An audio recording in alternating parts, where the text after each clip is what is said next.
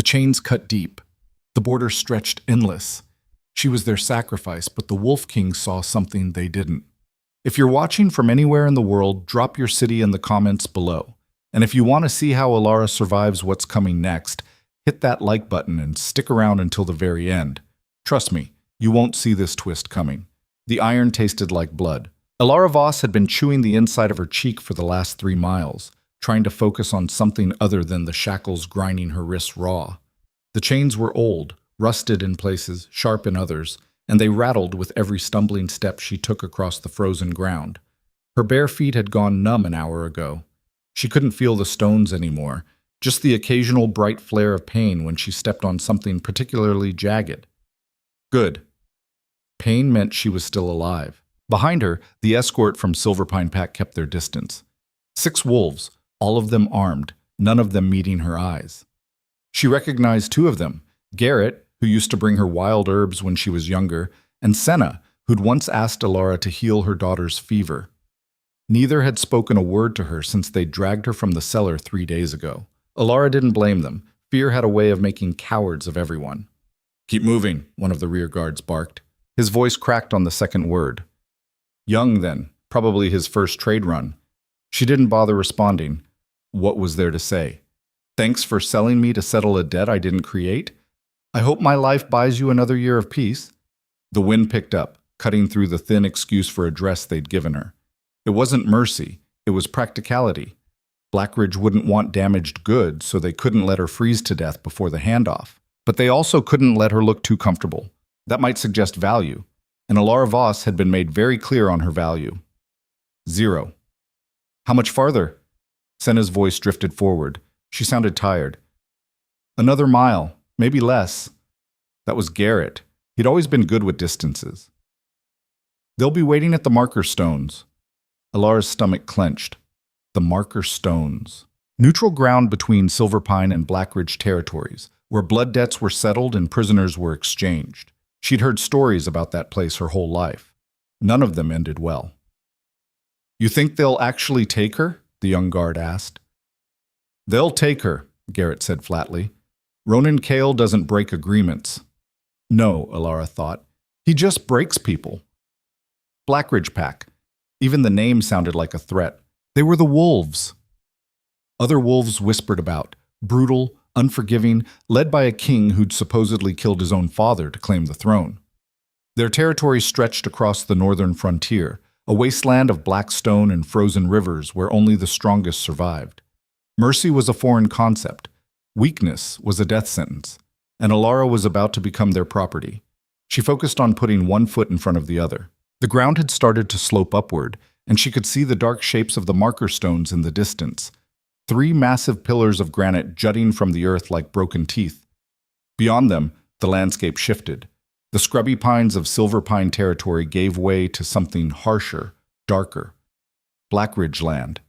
Even from here, it looked hostile. I can't do this, the young guard muttered. Shut up, Corin, Senna hissed. She's one of us. She's nothing. That was the lead guard, a grizzled wolf named Thane who'd made his feelings about Elara very clear from the start. She's a debt payment. That's all she's ever been. Elara's jaw tightened, but she didn't look back. Thane was right, in a way.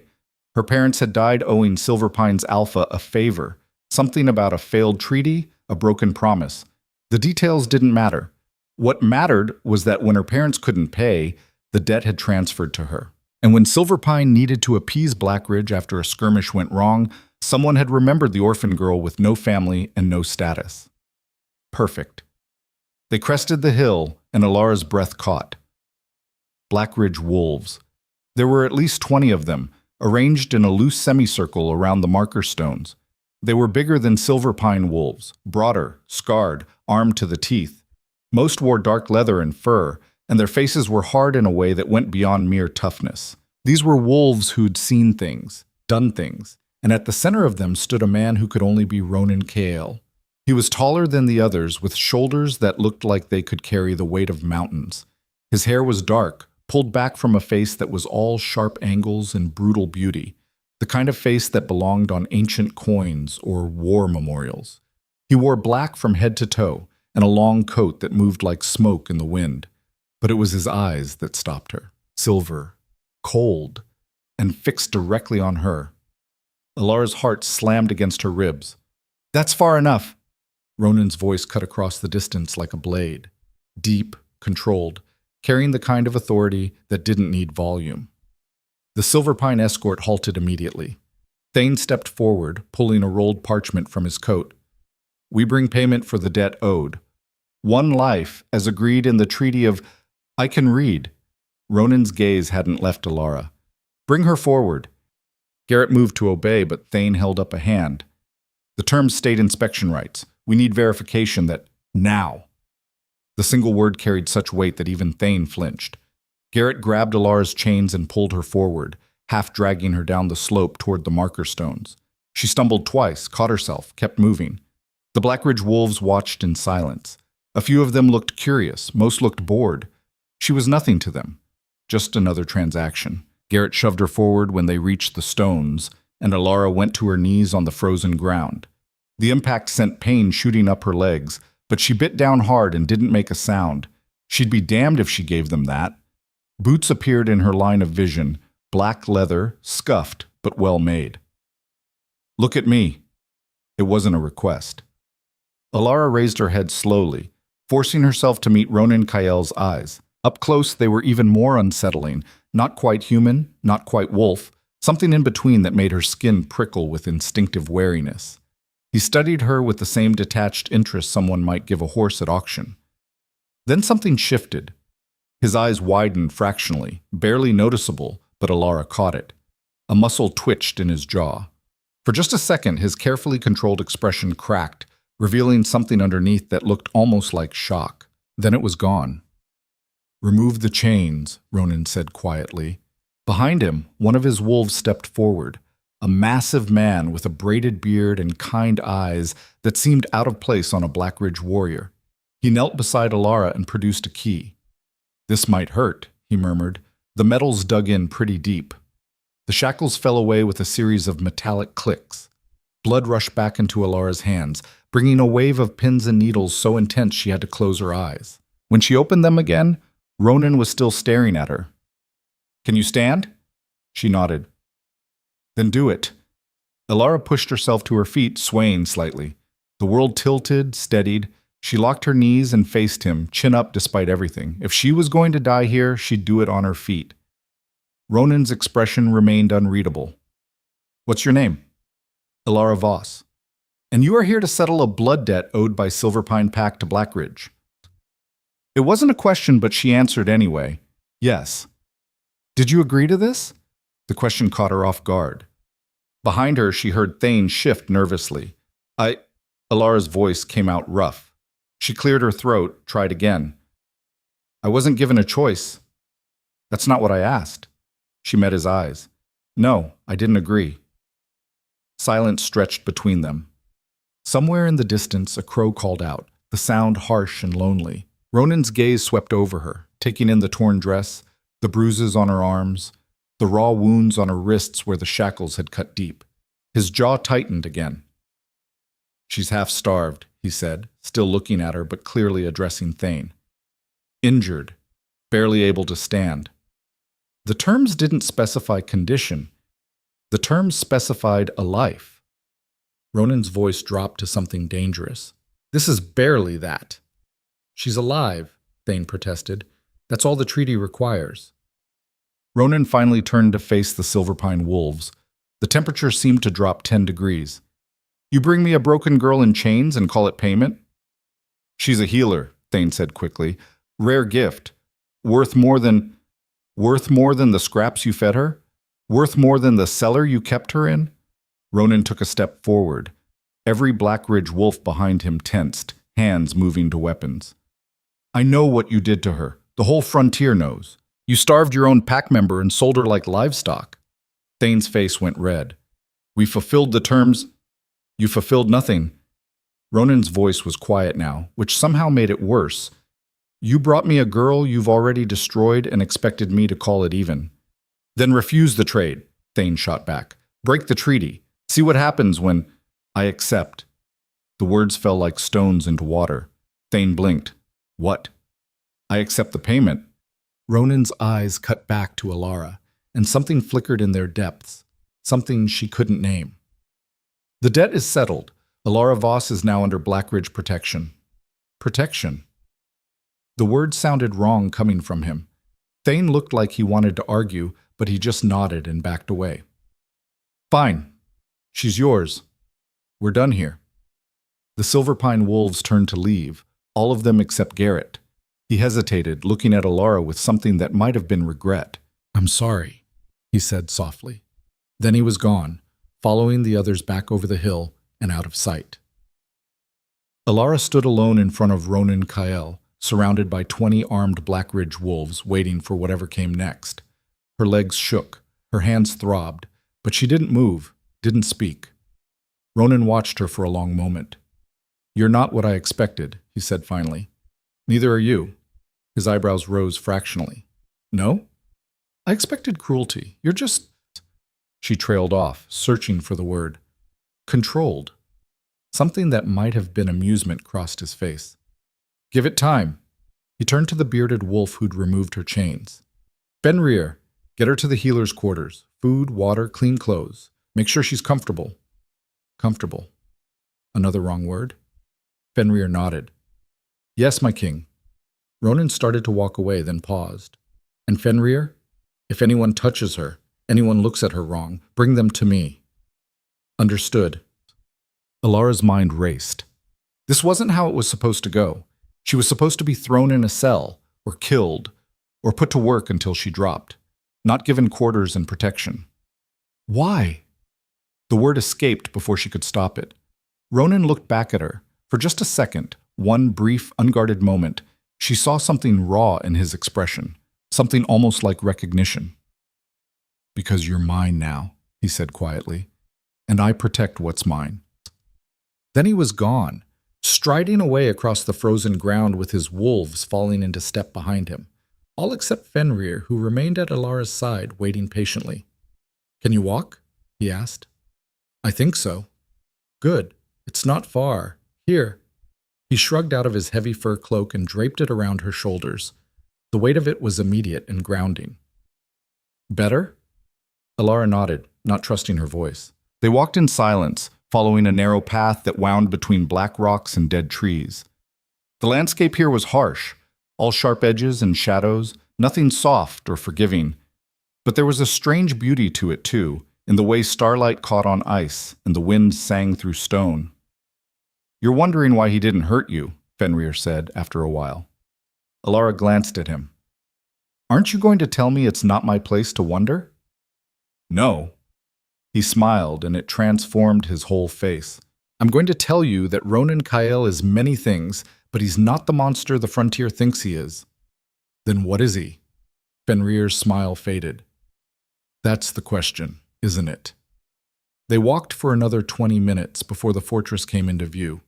Blackridge Keep rose from the landscape like it had been carved from a single piece of black stone, all hard lines and brutal architecture, designed to withstand siege and storm. Torches burned in iron sconces along the walls, casting long shadows that danced and twisted in the wind. Home. This was supposed to be her home now. The thought was absurd. Guards nodded to Fenrir as they passed through the main gate. Inside the fortress was warmer but no less imposing. Stone corridors stretched in every direction, lit by more torches and the occasional oil lamp. Wolves moved with purpose. Warriors in training gear, servants carrying supplies, children darting between adults with the kind of wild energy that transcended pack boundaries. Through here, Fenrir led her down a side corridor to a heavy wooden door. These are the healer's quarters. You'll have your own room, access to the medicine stores, and a workspace. He pushed the door open, revealing a space that took Elara's breath away. It was beautiful. Not in a grand way. There were no tapestries or fine furniture, but in its simplicity and function. Shelves lined the walls, stocked with herbs and supplies. A large table dominated the center of the room, covered with clean linen and surgical tools. Sunlight, actual sunlight, poured through tall windows, warming the stone floor. And in the back, through an open doorway, she could see a small bedroom with a real bed and blankets that looked clean and thick. This can't be for me, Elara whispered.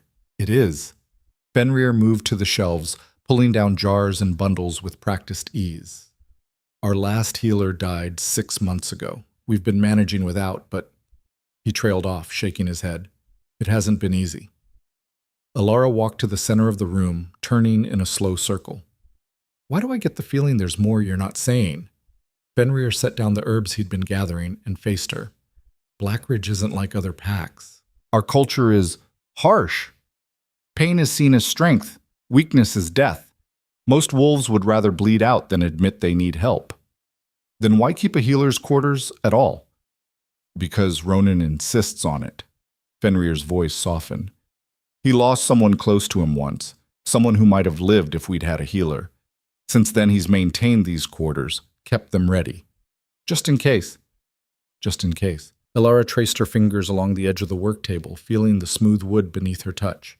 And now I'm that just in case. Now you're a lot more than that. Fenrir moved toward the door. Rest, eat. I'll have food sent up within the hour. Tomorrow, you can start figuring out what comes next. He left before she could ask what he meant. Elara stood alone in the healer's quarters, surrounded by supplies and sunlight and the strange, impossible reality of her new life. She should have been terrified. Part of her was. But another part, a part she didn't want to examine too closely, felt something else entirely. Hope. It was a dangerous thing to feel. The food arrived exactly an hour later, carried by a young woman with nervous eyes and quick hands. She set the tray on the table, bobbed something that might have been a curtsy, and fled before Elara could thank her. Elara ate slowly, savoring every bite. Roasted meat, fresh bread, vegetables that actually had flavor. Real food, more than she'd seen in months. When she finished, she made her way to the bedroom and collapsed onto the bed. Sleep claimed her instantly. She woke to screaming. Elara bolted upright, heart pounding, momentarily disoriented. The room was dark except for moonlight streaming through the windows. Outside, the screaming continued, raw, agonized, the sound of someone in terrible pain. She was moving before she consciously decided to, grabbing a robe from the hook by the door and running barefoot into the corridor. The screaming was coming from somewhere below. She followed the sound down twisting stairs, through passages she didn't recognize, until she burst into what looked like a training yard. 20 wolves stood in a circle, watching. In the center, a young man, barely more than a boy, lay on the ground, his leg bent at an impossible angle. Blood pooled beneath him. His face was gray with shock. And standing over him, arms crossed, was a man who looked so much like Ronan that Elara's breath caught. Same height, same build, same sharp features. But where Ronan's eyes had been cold and controlled, this man's burned with something cruel. "Get up," the man said. The boy whimpered, "I can't. My leg." "Then you're weak," the man's voice carried across the yard. "And weakness has no place in Blackridge." Elara didn't think. She pushed through the circle of wolves and dropped to her knees beside the boy. Up close, she could see bone fragments pushing against the skin. Compound fracture. Bad one. "What are you doing?" The man's voice cracked like a whip. "Helping him." Elara placed her hands on either side of the break, feeling for the damage. There. She could sense it, the way the bone had shattered, the torn muscle and ligament. "He doesn't need help. He needs to learn. He needs a healer." The yard went silent. Elara closed her eyes and let her gift flow. It wasn't dramatic, no light, no sound, just a gentle warmth spreading from her palms into the boy's leg. She felt the bone fragments shift, realigning. The torn tissue began to knit. The bleeding slowed, stopped. When she opened her eyes, the boy's leg was straight. He stared at her like she'd performed a miracle. "Can you stand?" she asked quietly. He nodded, still too shocked to speak. With her help, he got to his feet, testing the leg cautiously. It held. Elara looked up at the man who'd been willing to let him suffer. "What's your name?" "Darius Kale." His eyes were flat, dangerous. "The king's brother." Of course he was. "Well, Darius Kyle," Elara said, rising to her full height, even though he towered over her, "in my world, we don't let people bleed out to prove a point. This isn't your world." He leaned in close, and she could smell smoke and violence on him. This is mine. And here, pain makes you stronger. No. Elara met his eyes without flinching. Pain just makes you hurt. For a moment she thought he might hit her. His hand twitched, his jaw clenched, but then footsteps echoed across the yard, and everyone turned. Ronan. He took in the scene with a single sweep of his eyes, the blood on the ground, the healed boy, Elara facing down his brother. Something flickered across his face, too quick to name. Darius, he said quietly. A word. It wasn't a request. Darius's jaw worked, but he nodded and followed Ronan to the far side of the yard. Elara couldn't hear what they said, but she saw the tension in both men's shoulders, the way Ronan's hands clenched and unclenched at his sides. The argument lasted less than a minute. Then Darius stormed off into the darkness, and Ronan approached Elara. You should be resting. I heard screaming. And you came running. Something that might have been approval crossed his face. That was brave. Also stupid. Stupid seems to be my specialty. The corner of his mouth twitched, almost a smile. Go back to your quarters. Get some sleep. Tomorrow, we'll discuss your role here. I thought my role was to be a debt payment. That was yesterday. Ronan's eyes met hers, and for just a second she saw that same flash of recognition she'd glimpsed at the border. Tomorrow, you're something else entirely. He walked away before she could ask what he meant. Elara stood in the training yard surrounded by Blackridge wolves who were staring at her with expressions ranging from shock to respect to fear. She'd been here less than a day, and she'd already made enemies. But she'd also made a choice. Whatever came next, she wouldn't go quietly. She wouldn't be the broken girl they expected. She'd fight, not with claws or strength, but with the one gift she had. The ability to heal what others had given up on, even if it killed her. The next morning arrived with frost on the windows and blood under Elara's door. She found it when she stepped out of her quarters, a dark smear across the stone floor, still wet enough to glisten in the torchlight. Someone had been hurt here, recently, and no one had bothered to clean it up. Welcome to Blackridge. Elara followed the trail down the corridor, watching it fade from a thick streak to scattered droplets to nothing. Whoever had been bleeding had either stopped or died. Neither option was comforting. The fortress was already awake despite the early hour. Warriors moved through the halls with purpose, their boots echoing off stone. No one spoke. No one smiled. They just moved, grim-faced and silent, like soldiers marching to war. Maybe they were.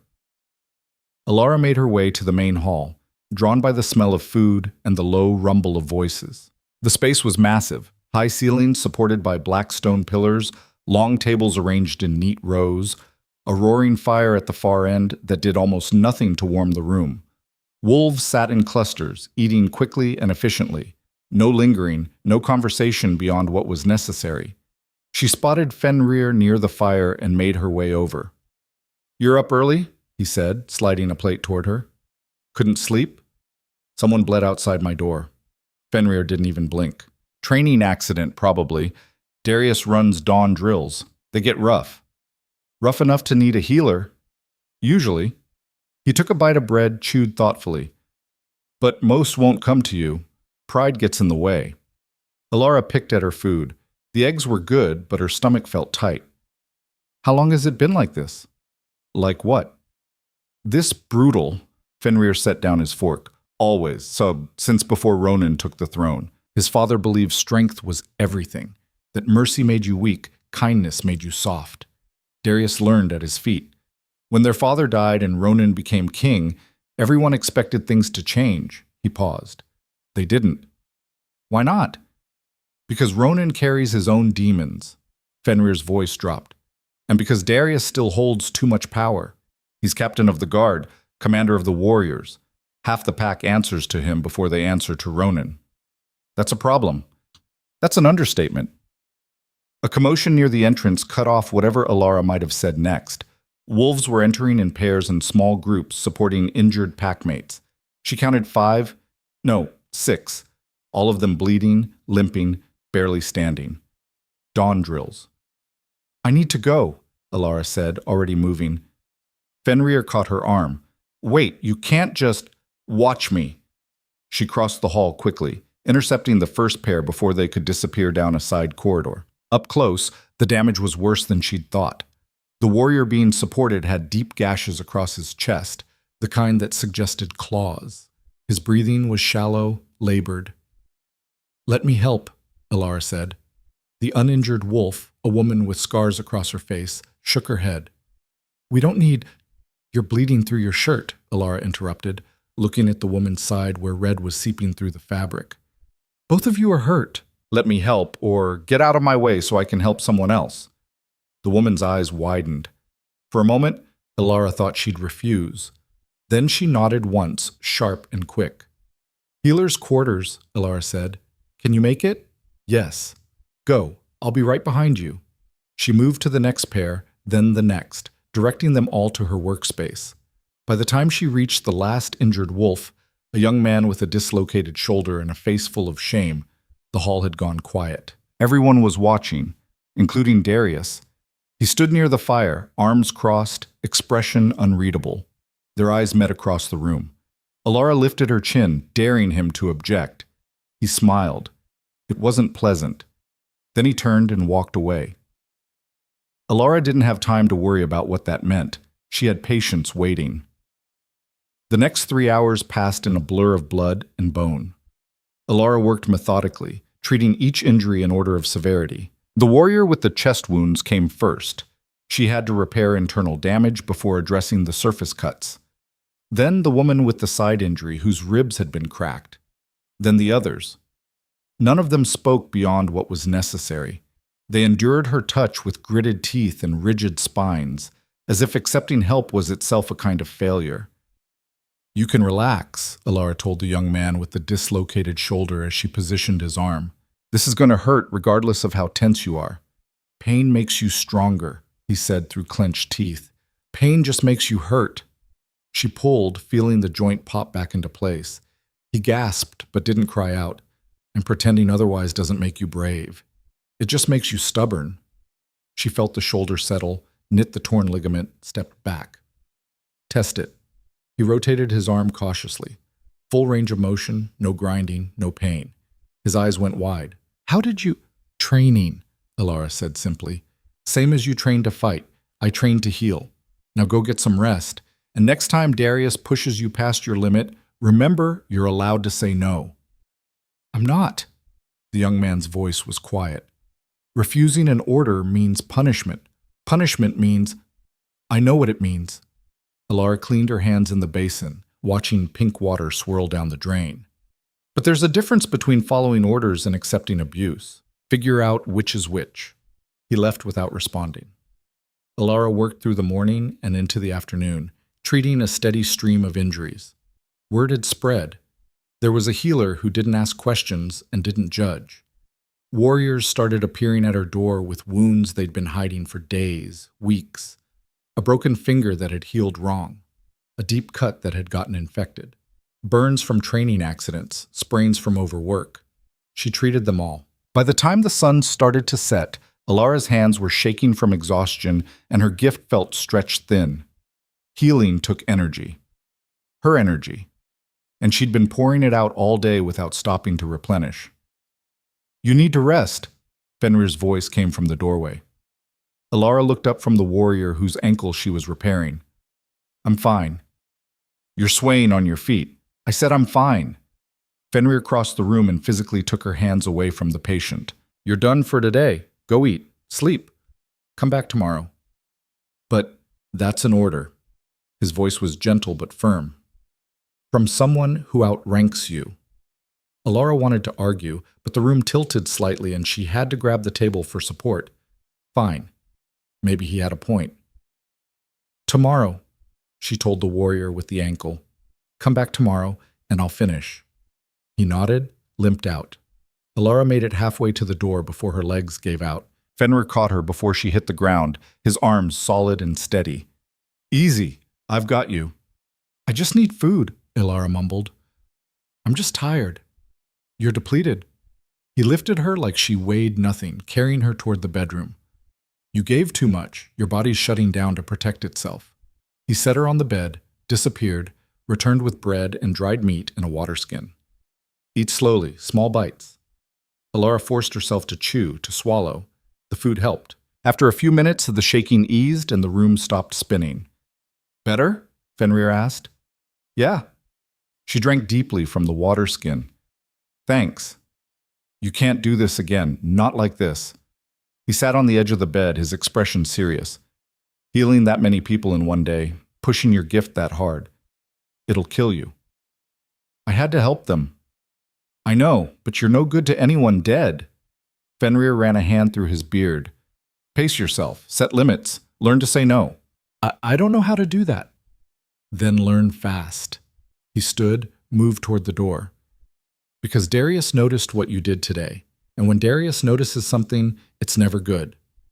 He left her alone with those words echoing in the darkness. Elara lay back on the bed, staring at the ceiling. Her whole body ached, but it was a good ache, the kind that came from useful work. She'd helped people today, made a difference. For the first time since arriving at Blackridge, she felt like maybe, just maybe, she had a purpose beyond being a debt payment. Sleep came quickly.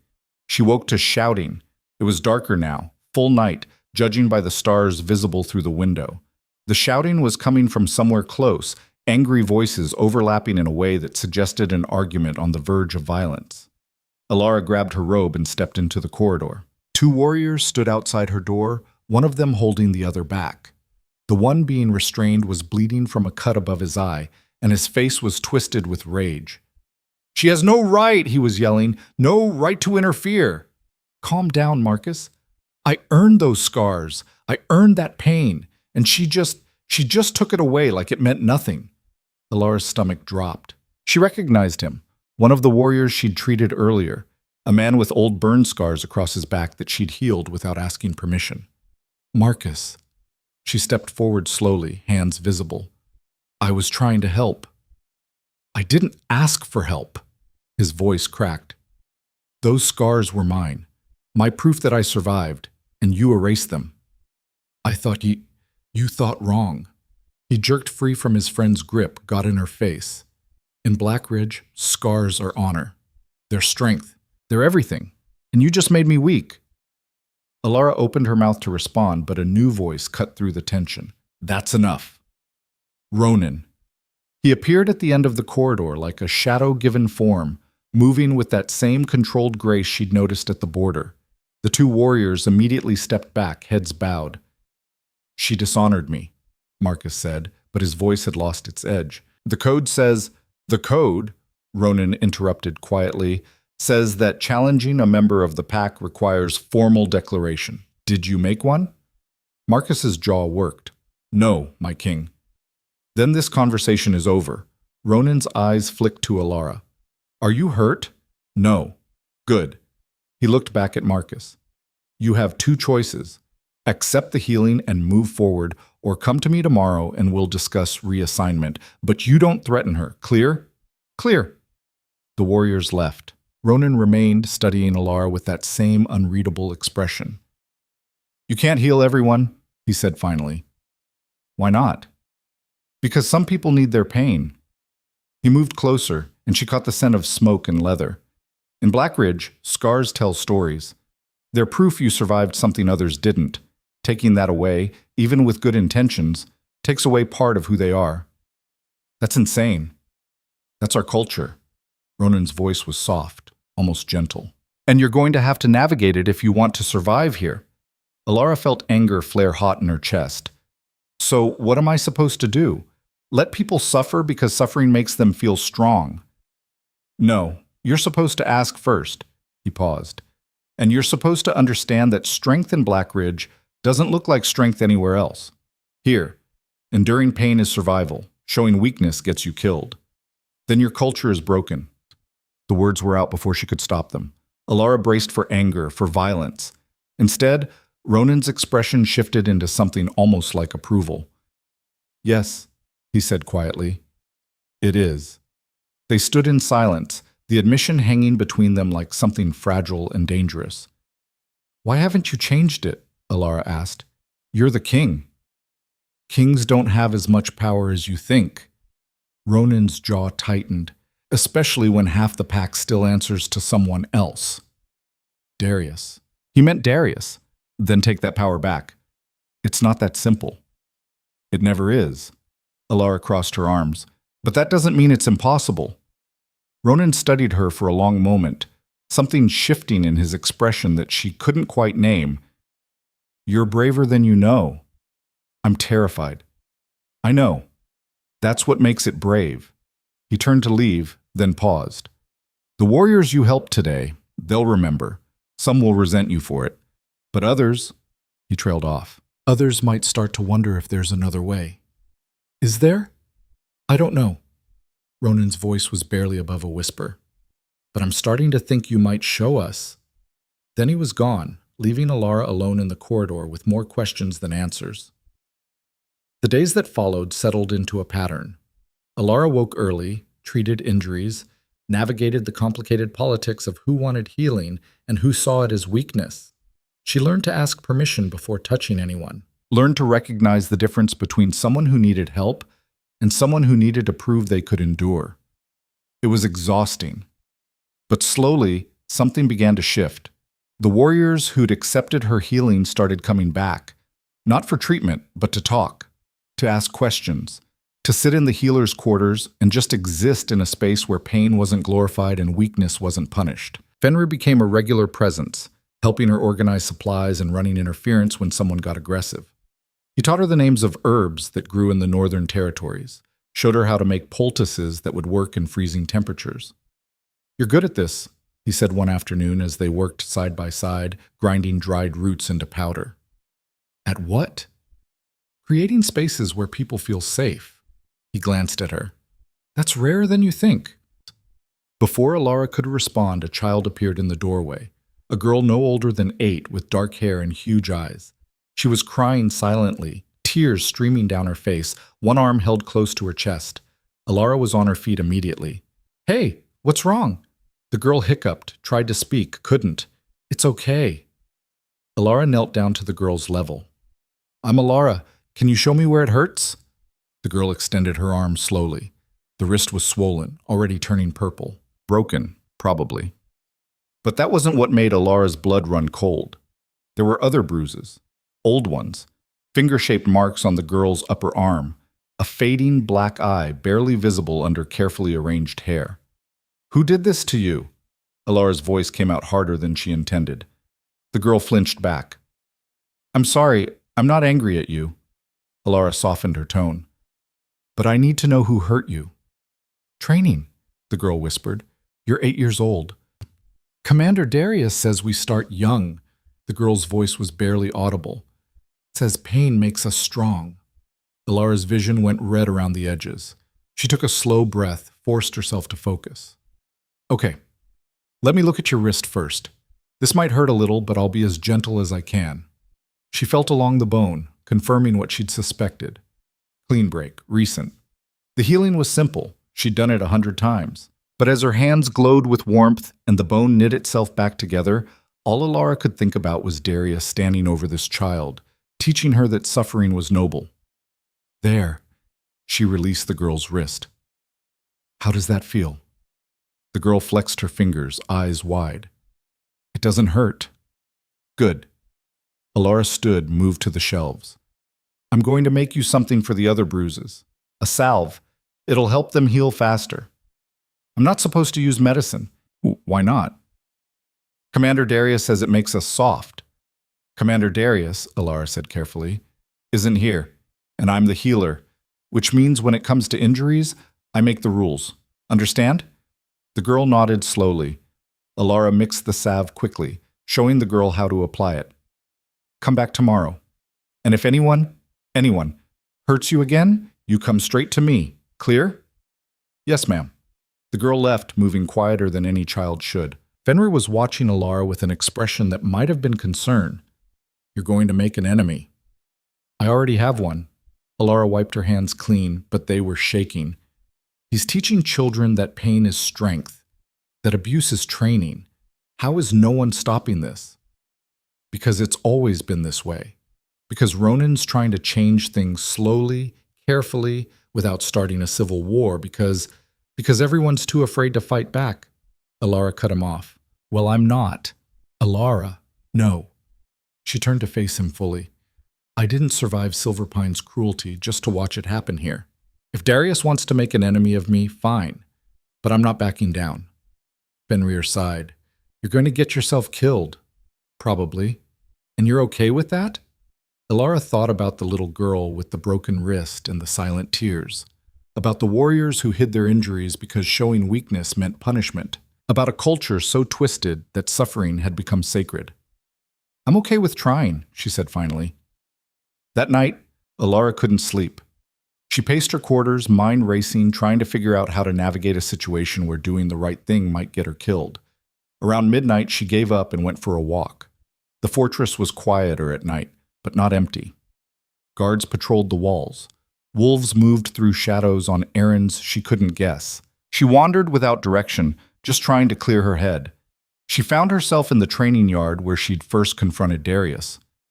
Someone was there. Ronan stood in the center of the space, shirtless despite the freezing temperature, moving through what looked like combat forms.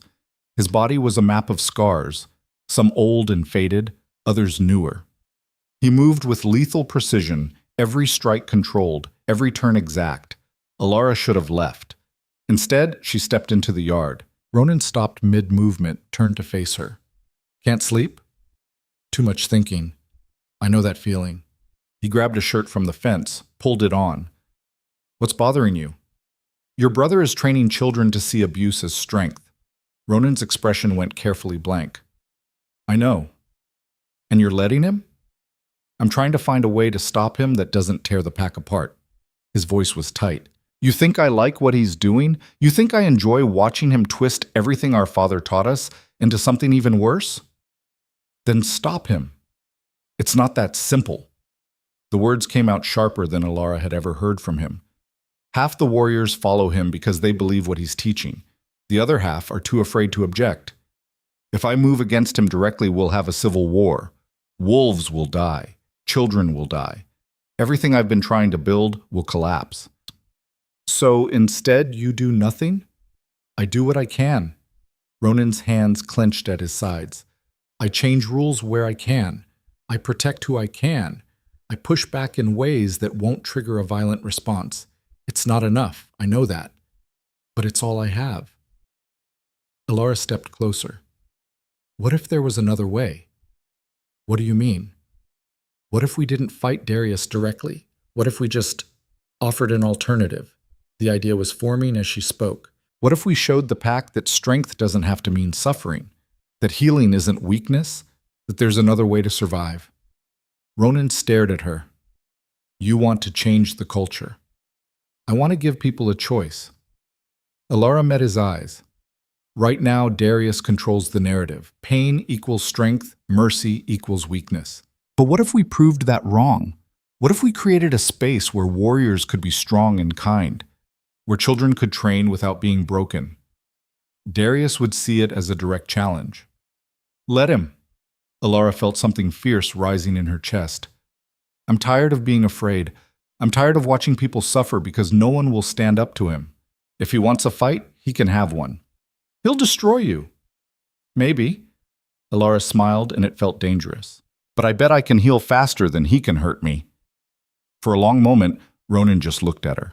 Then, slowly, something shifted in his expression, the careful control cracking to reveal something raw underneath.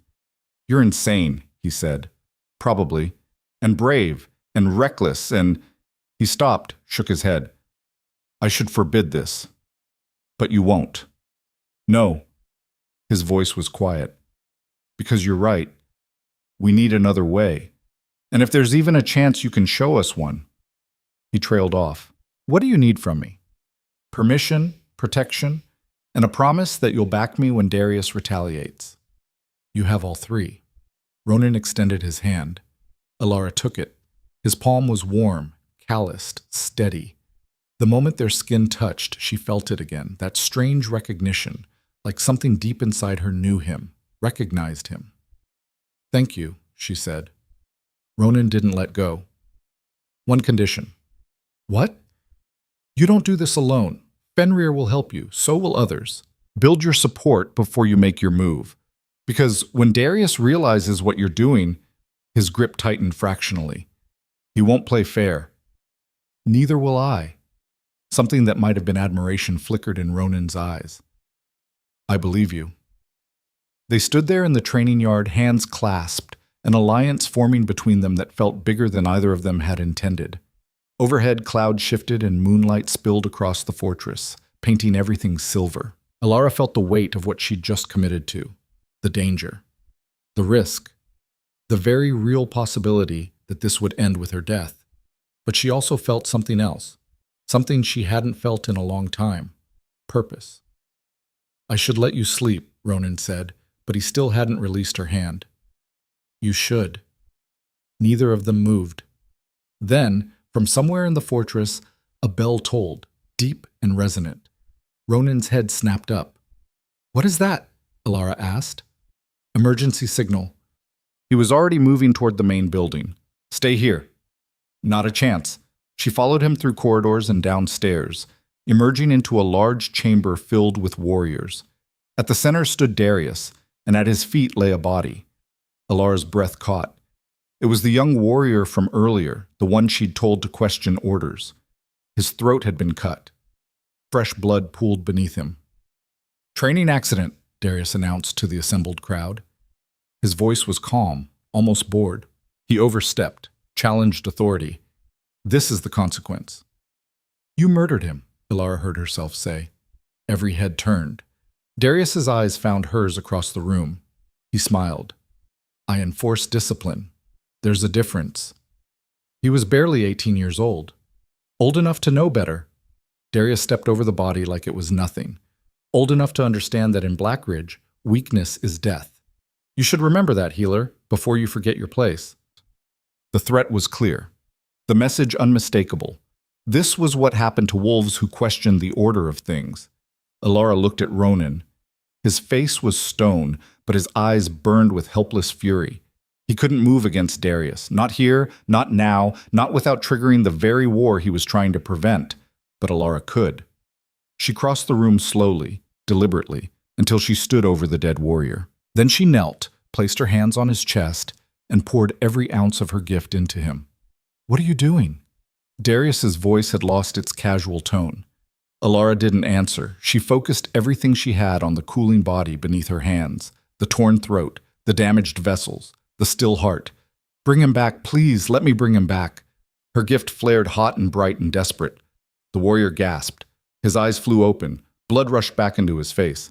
The wound in his throat sealed, healed, became nothing but a thin scar. Impossible. Elara had never brought someone back from death before. Didn't think she could. But here, in this moment, driven by rage and defiance and something she couldn't name, she'd done it. The warrior sat up, coughing, alive. The chamber erupted. Warriors surged forward, some trying to see the miracle, others backing away in fear.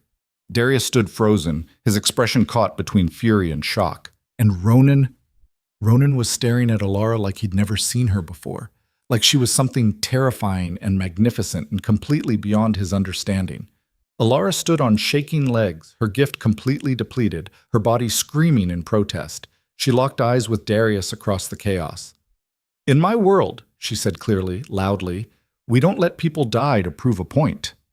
Then her legs gave out and darkness swallowed her whole. She woke to firelight and voices arguing in hushed tones. Elara's eyes cracked open to find herself back in her quarters, tucked under heavy blankets that smelled like smoke and pine.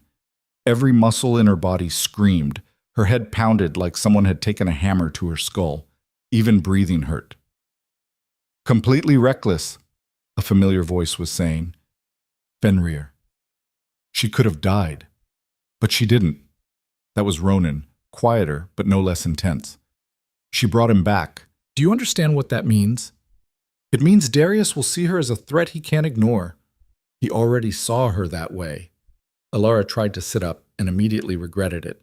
The room spun violently, and nausea rolled through her stomach. Don't move. Ronan was beside her instantly, one hand on her shoulder. You've been out for 2 days. 2. Her voice came out as a croak. The warrior, is he alive, healthy? Telling everyone who will listen that you brought him back from the dead. Ronan's expression was complicated. Half the pack thinks you're blessed. The other half thinks you're dangerous. Which half does Darius belong to? Both. Fenrir appeared on her other side, pressing a cup of water into her hands. Drink, slowly. Elara obeyed, feeling the liquid soothe her raw throat. What happened after I passed out?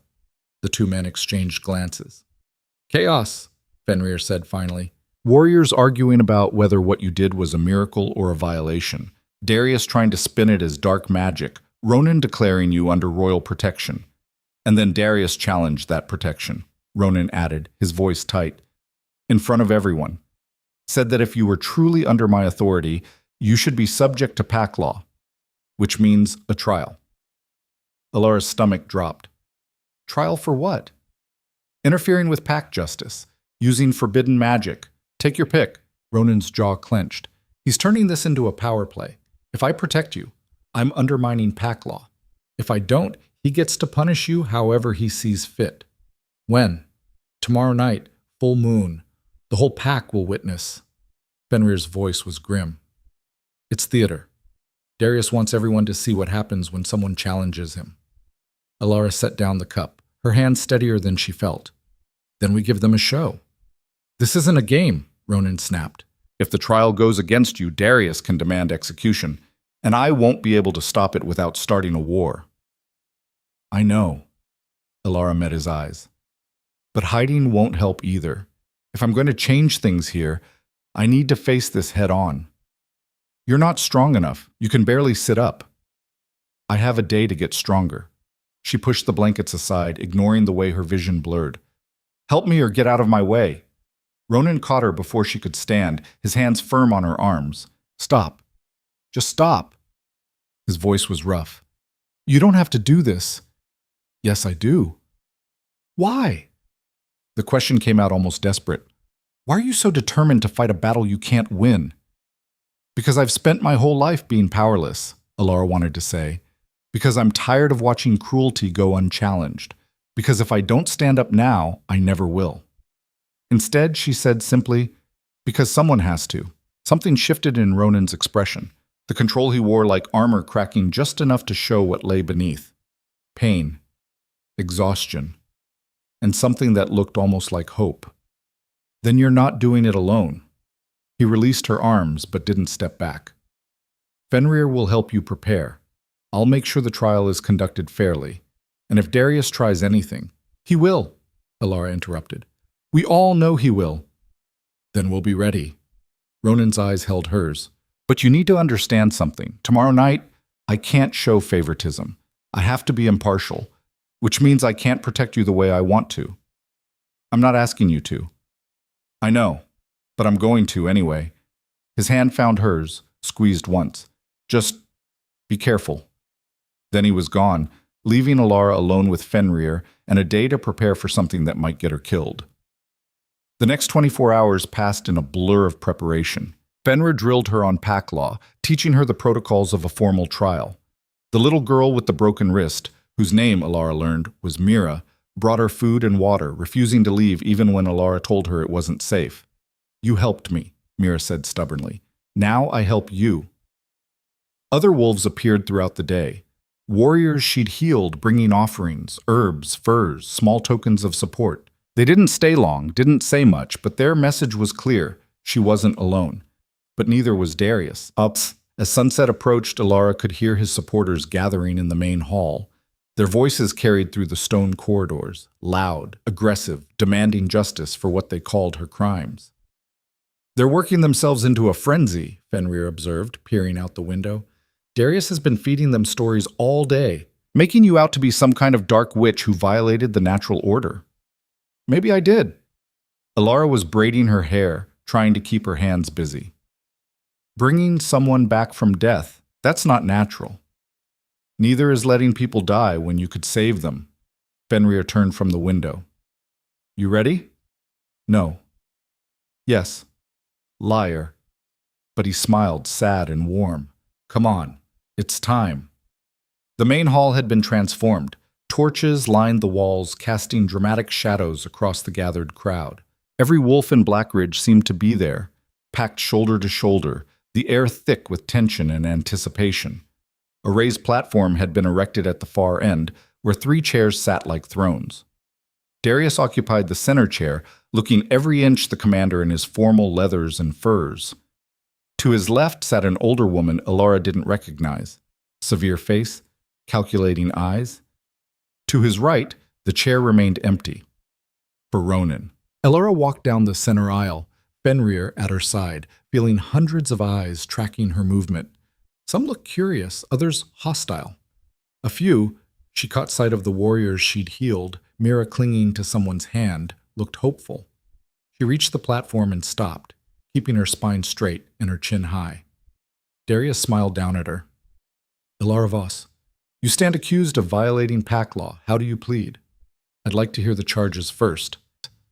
Murmurs rippled through the crowd.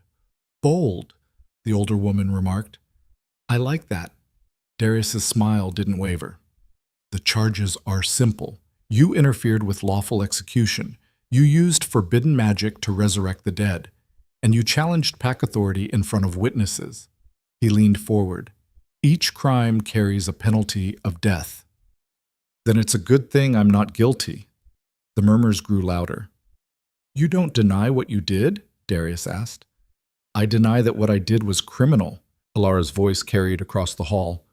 I'm a healer. I heal people. That's not a crime. It's my purpose. You brought someone back from death. I brought someone back from murder. Elara turned to address the crowd directly. That warrior died because he questioned orders, because he dared to think for himself, and Commander Darius killed him for it. Lies. Darius was on his feet. He died in training. His throat was cut. Elara's voice was sharp. That's not training. That's execution. The hall erupted. Warriors shouted over each other, some supporting Darius, others demanding answers. Elara watched it unfold with grim satisfaction. She'd thrown the first stone. Now chaos would do the rest. Silence! The command came from the entrance. Ronan entered like a storm made flesh. He'd changed into formal attire, black and silver, a crown of twisted metal resting on his dark hair. He looked every inch the king, and the crowd fell quiet immediately. He took the empty chair without looking at Elara, his face carved from stone. Continue. Darius sat back down, but his composure was rattled. We were discussing the accused's crimes. I heard. Ronan's tone was neutral.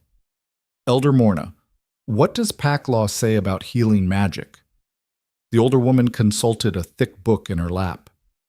It's permitted, even encouraged, provided it doesn't violate the natural order. And resurrection? Falls into gray area. Morna's eyes gleamed. Some argue it violates natural order. Others argue it's the highest form of healing. Precedent could go either way. Convenient, Darius muttered. What about the charge of challenging authority? Ronan asked. That one's clearer, Morna said. If the accused openly defied a direct command from a superior, penalty is severe. But, she paused, if the command itself was unlawful, the accused had duty to resist. Elara felt a spark of hope. Morna was giving her an opening. The command to execute that warrior, Elara said quickly. Was it lawful? He challenged my authority, Darius shot back. Pack law is clear. Pack law says challenges must be formal, Morna interrupted, still consulting her book. Declaration witnessed, terms agreed upon. Was that done? Darius's jaw worked. The situation was fluid. That's not an answer. He was insubordinate. Still not an answer. Morna looked at Ronan. My king, I believe we need testimony from witnesses. Did anyone see what actually happened? Silence. Then, from the back of the hall, a voice. I did. Every head turned. The warrior Elara had resurrected stepped forward, young face pale but determined. I was there. I questioned whether Commander Darius's training methods were too harsh. That's all. I didn't challenge him formally. I just asked a question.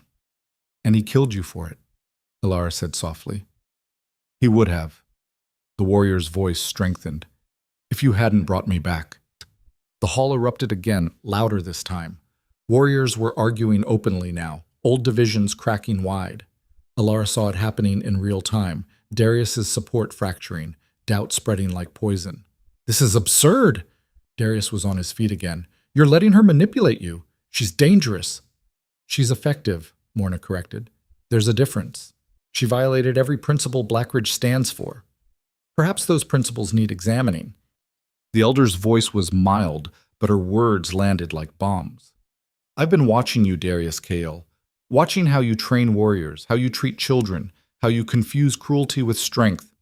She closed her book with a snap. And I'm tired of it. Darius went very still.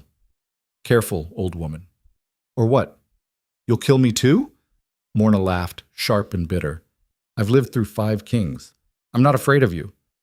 Ronan remained seated, his expression unreadable, but Elara caught the slight tension in his shoulders. He was letting this play out, letting Morna do what he couldn't.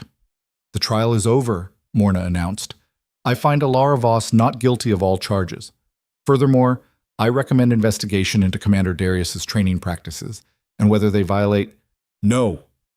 The single word from Darius cut through everything. He stood slowly, deliberately, and Elara's instincts screamed danger. No trial, no investigation, no more games. His eyes swept the crowd. You want to know what Blackridge stands for? I'll show you. He moved faster than should have been possible. One moment he was on the platform, the next he had Morna by the throat, lifting her off her feet. The old woman clawed at his hands, gasping. Darius, stop! Ronan was up, moving forward. Stay back. Darius's other hand produced a blade, pressed it to Morna's neck. Or she dies. The hall froze. You want to change, Blackridge? Darius addressed the crowd, his voice carrying. You want to make us soft? Weak? This is what happens. This is the price of mercy. Let her go, Ronan said, voice deadly calm. Now. Make me, brother, Darius smiled. Come on.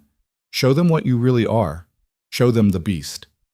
Elara saw it then, saw the trap. Darius was goading Ronan, trying to make him lose control. And if Ronan shifted, if he let whatever darkness he was fighting break free, he'd prove everything Darius had been saying. That strength was violence. That power meant cruelty. She had to do something. Wait. Elara stepped forward. Let her go and take me instead. Everyone stared. Elara, no. Fenrir grabbed for her, but she shook him off. That's what you want, isn't it? She addressed Darius directly. To prove I'm the problem. To show everyone what happens when someone challenges you. She moved closer. So take me. Let Morna go, and take me. Darius's eyes gleamed with something ugly. You'd trade yourself for her? Yes. Even knowing I'll kill you? Yes. For a moment, Darius seemed to consider it. Then he laughed, a sound devoid of humor. No, I don't think I will. He threw Morna aside like garbage. The old woman hit the ground hard, gasping. Before anyone could react, Darius was moving again, closing the distance to Elara in 2 strides. I'm going to do something better, he said, grabbing her arm in a grip that would leave bruises. I'm going to show you what Blackridge really is. He dragged her toward a side door, moving so fast Elara could barely keep her feet. Ronan shouted something. Warriors surged forward, but Darius was already through the doorway, pulling her down a corridor she didn't recognize. Where are we going? Elara tried to dig in her heels, but he was too strong. Somewhere special. Darius's voice was pleasant now, conversational. Somewhere no one goes anymore. The old tunnels beneath the fortress. You know what they used to use them for? Elara's blood ran cold. Executions, Darius continued, back when Blackridge had proper order, before my brother went soft. He shoved through another door and suddenly they were descending stone steps into darkness. But they're perfect for other things too, private things. They'll come for me, Elara said, trying to keep the fear out of her voice. I'm counting on it. Darius pulled her deeper into the tunnels, especially Ronan. See, my brother has this problem. He cares too much, gets attached, and when people he cares about are threatened, he glanced back at her. Well, that's when the beast comes out. Understanding crashed over Elara. You're using me as bait, smart girl. Darius pulled her around a corner into a large chamber lit by old torches. I've been trying to trigger him for years, but he's too controlled, too careful, never lets the darkness out where anyone can see. He shoved Elara against the wall. But for you, he'll break. I saw how he looked at you. Whatever's between you two, it's strong enough to make him stupid. You're insane. I'm practical. Darius produced rope from somewhere, began tying her wrists. When Ronan comes, and he will, I'll push him until that beast takes over. And when it does, when everyone sees what he really is, they'll beg me to take the throne. Problem solved. Elara tried to fight, but he was too strong, too skilled. Within seconds, she was bound to an old iron ring set into the wall, arms stretched above her head. Comfortable? Darius asked. Go to hell. Already there. He stepped back, examining his work. Now we wait. They didn't have to wait long. Footsteps echoed in the tunnels, running, urgent. Then Ronan burst into the chamber, Fenrir and a dozen warriors behind him. Let her go, Ronan said. His voice was too calm, dangerously calm. Or what? Darius spread his hands. You'll make me? Darius, this is between us. Leave her out of it. But she's the best part. Darius moved to Elara, trailed one finger down her cheek. She jerked away, and he laughed. See? She already knows what you really are, what you're capable of. Don't. Ronan's hands were clenched so tight Elara could see them shaking. Don't touch her. Why not? Darius's hand moved to Elara's throat. What are you going to do about it? Ronan took a step forward, and Elara saw it, saw something shift behind his eyes, something dark and primal and barely contained. Ronan, don't, she managed. It's a trap. Darius's hand tightened on her throat, cutting off her words. And Ronan snapped. The change wasn't dramatic. No transformation, no sudden shift. But everything about him became more dangerous, more predatory, more other. His eyes went pure silver. The air around him seemed to darken. Let her go. Each word was a growl. Darius smiled. There he is. There's the beast. He released Elara's throat and drew a blade, wickedly curved, the edge gleaming in the torchlight. Come on, brother. Show them what you really are. Ronan moved. What followed was less a fight than a disaster. Ronan was faster than he should have been, stronger, driven by something beyond rage. He hit Darius like a battering ram, and the two of them went down in a tangle of violence. The warriors who'd come with Ronan tried to intervene, but Fenrir held them back. Don't. If you get between them now, you'll die. Elara pulled against her restraints, panic clawing at her chest. This was exactly what Darius wanted. Ronan was losing control, and everyone was seeing it happen. Stop, she shouted. Ronan, stop! He didn't hear her, or couldn't. He had Darius pinned now, hands around his brother's throat, squeezing. Darius was laughing even as his face turned purple. That's it, Darius choked out. Kill me. Show them you're just like our father. Show them you're the monster. He struck upward with the blade he'd been hiding. The poison-coated steel drove deep into Ronan's side. Everything stopped. Ronan's eyes went wide. He released Darius, stumbled back, looked down at the blade protruding from his ribs. Nightshade oil, Darius said, getting to his feet, mixed with silver dust, specifically designed to kill wolves, specifically designed to kill you. He pulled the blade out with a wet sound, and Ronan collapsed. No! Elara pulled so hard against her restraints that her wrists bled. No, no, no! Darius wiped the blade on his sleeve, looking almost regretful. I didn't want it to end like this. I wanted them to see you lose control. But this works too. He addressed the watching warriors. Witness, I defended myself against the Beast King. He attacked me, and I had no choice. Liar! Fenrir's voice was raw. You provoked him. You poisoned him. Prove it. Darius sheathed the blade. The poison will work fast. In a few minutes, he'll be dead, and I'll be king. And Blackridge will return to what it was meant to be. Elara watched Ronan convulse on the ground, watched his skin turn gray as the poison spread. She could feel it from here, could sense his body shutting down, systems failing one by one. And beneath it, something else, something massive and dark and wrong, rising up as Ronan's control shattered. The beast. It was trying to break free. And if it did, if it took over while Ronan was dying, it would destroy everything, everyone, including Ronan himself. Untie me, Elara said. What? Fenrir stared at her. Untie me now or we all die. Something in her voice must have convinced him. Fenrir rushed forward, cutting through the ropes with his knife. Elara's arms dropped, numb and useless. She forced them to move, crawling to where Ronan lay. Up close, it was worse. His eyes were unfocused, his breathing shallow. Black veins spread from the wound like cracks in ice, and underneath his skin something moved. Ronan. She put her hands on his face. Can you hear me? His eyes found hers. For just a second, he was there, present, aware. Then the darkness swallowed him again. I'm going in, Elara said to no one in particular. Into his mind. I'm going to try to... That's suicide, Fenrir interrupted. If the beast is awake, it'll kill you. It'll kill him if I don't try. Elara placed her hands on Ronan's chest, feeling his heart race and stutter beneath her palms. Keep everyone back. No matter what happens, don't let them interfere. Elara, promise me. Fenrir's jaw worked. I promise. Elara closed her eyes and dove. The mental landscape was chaos. She found herself in darkness so complete it felt solid. Somewhere ahead, she could hear breathing, massive, labored, and human, and beneath that, a heartbeat like thunder. Ronan? Her voice echoed strangely. The breathing stopped. Then something moved in the darkness, something huge enough that Elara felt it displace air. She forced herself to stand still, to not run. I'm not here to fight you, she said to the darkness. I'm here to help.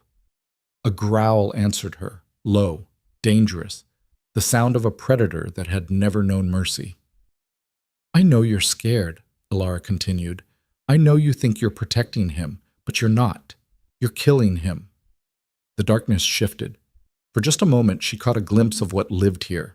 Something ancient and primal, all teeth and rage and survival instinct.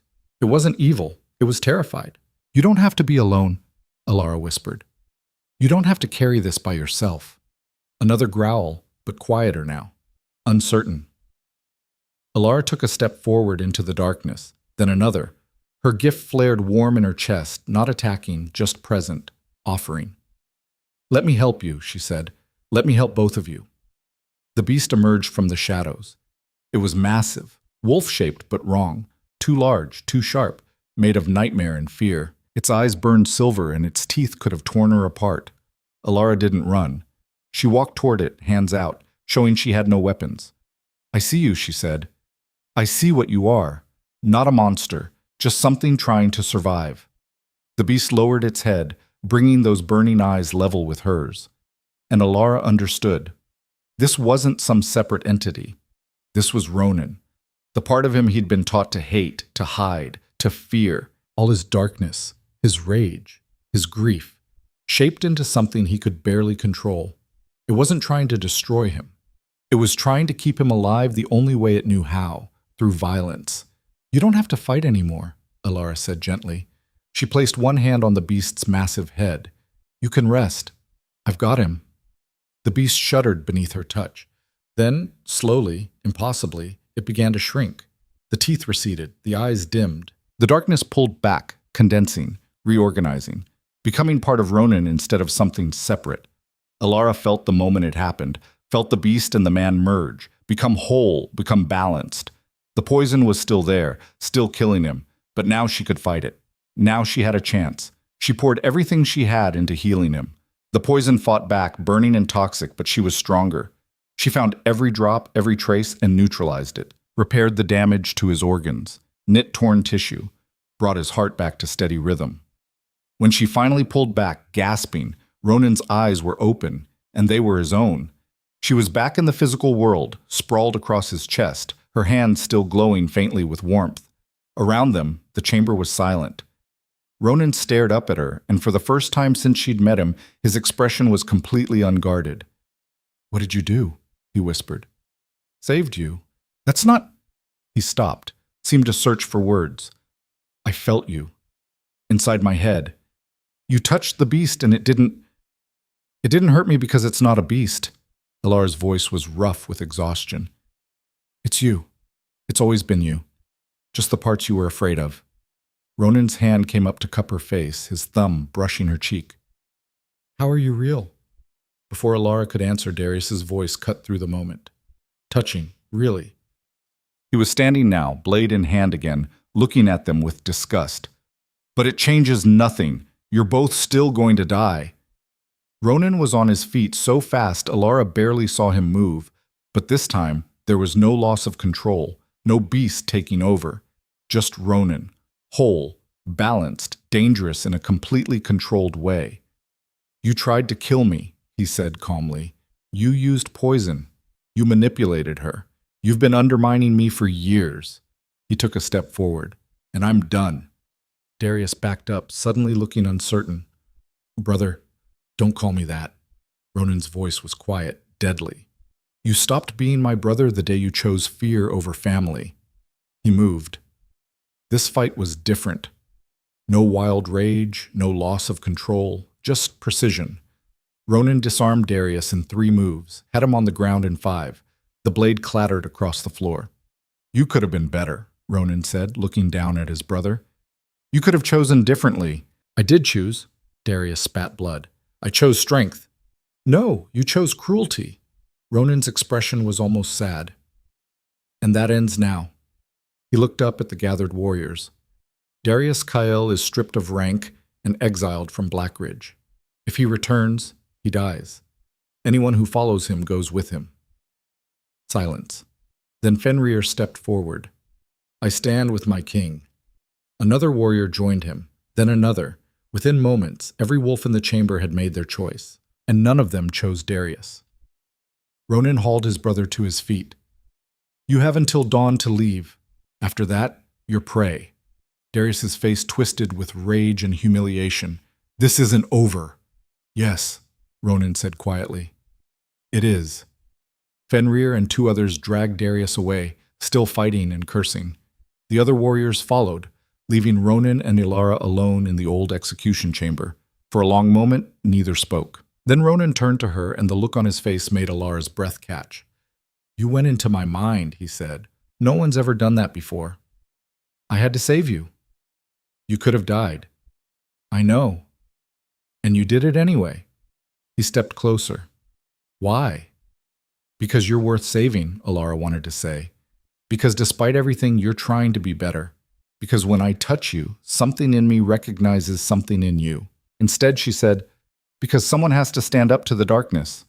Might as well be me. Ronan's hand found hers, and Elara felt it again. That recognition, that pull, stronger than before now that nothing stood between them. I felt you, he repeated. Inside my mind. You saw everything, all the worst parts of me.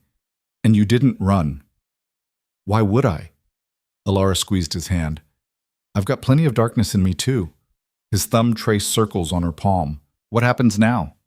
Now? Elara smiled, exhausted and exhilarated and terrified. Now we change everything. The fortress felt different in the morning light.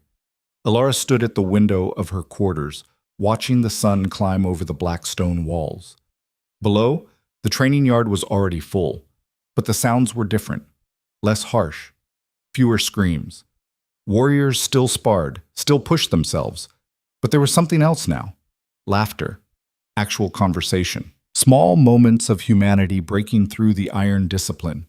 3 weeks since Darius's exile. 3 weeks of slow, careful change. It wasn't easy, nothing worth doing ever was. You're up early, Ronan's voice came from the doorway. Elara didn't turn, but she smiled. Couldn't sleep. Bad dreams? Good ones, actually. She glanced back at him.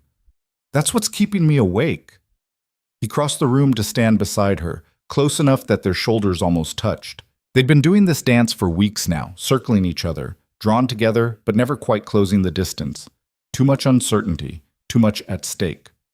The council meeting is in an hour, Ronan said. You ready? No? Elara finally turned to face him. But I'll do it anyway. His expression softened. You don't have to. I can present the reforms myself. And have them dismissed as the Soft King's latest failure? She shook her head. No, this has to come from both of us. Show them we're united. We are united. The words came out quiet, weighted with meaning beyond politics. Elara's breath caught. They stood there in the morning light, the space between them charged with everything unsaid. Then footsteps in the corridor broke the moment. Fenrir appeared, looking harried. "Sorry to interrupt, but we have a situation." "What kind of situation?" Ronan's tone shifted immediately to command mode. "The kind where 3 packs showed up at our border demanding to know if the rumors are true." Elara's stomach dropped. "What rumors?" "That Blackridge has gone soft. That we're harboring a witch who's corrupting our warriors. That our king is—" Fenrir hesitated. "Say it," Ronan ordered. "That our king is compromised, controlled by dark magic." Fenrir looked apologetic.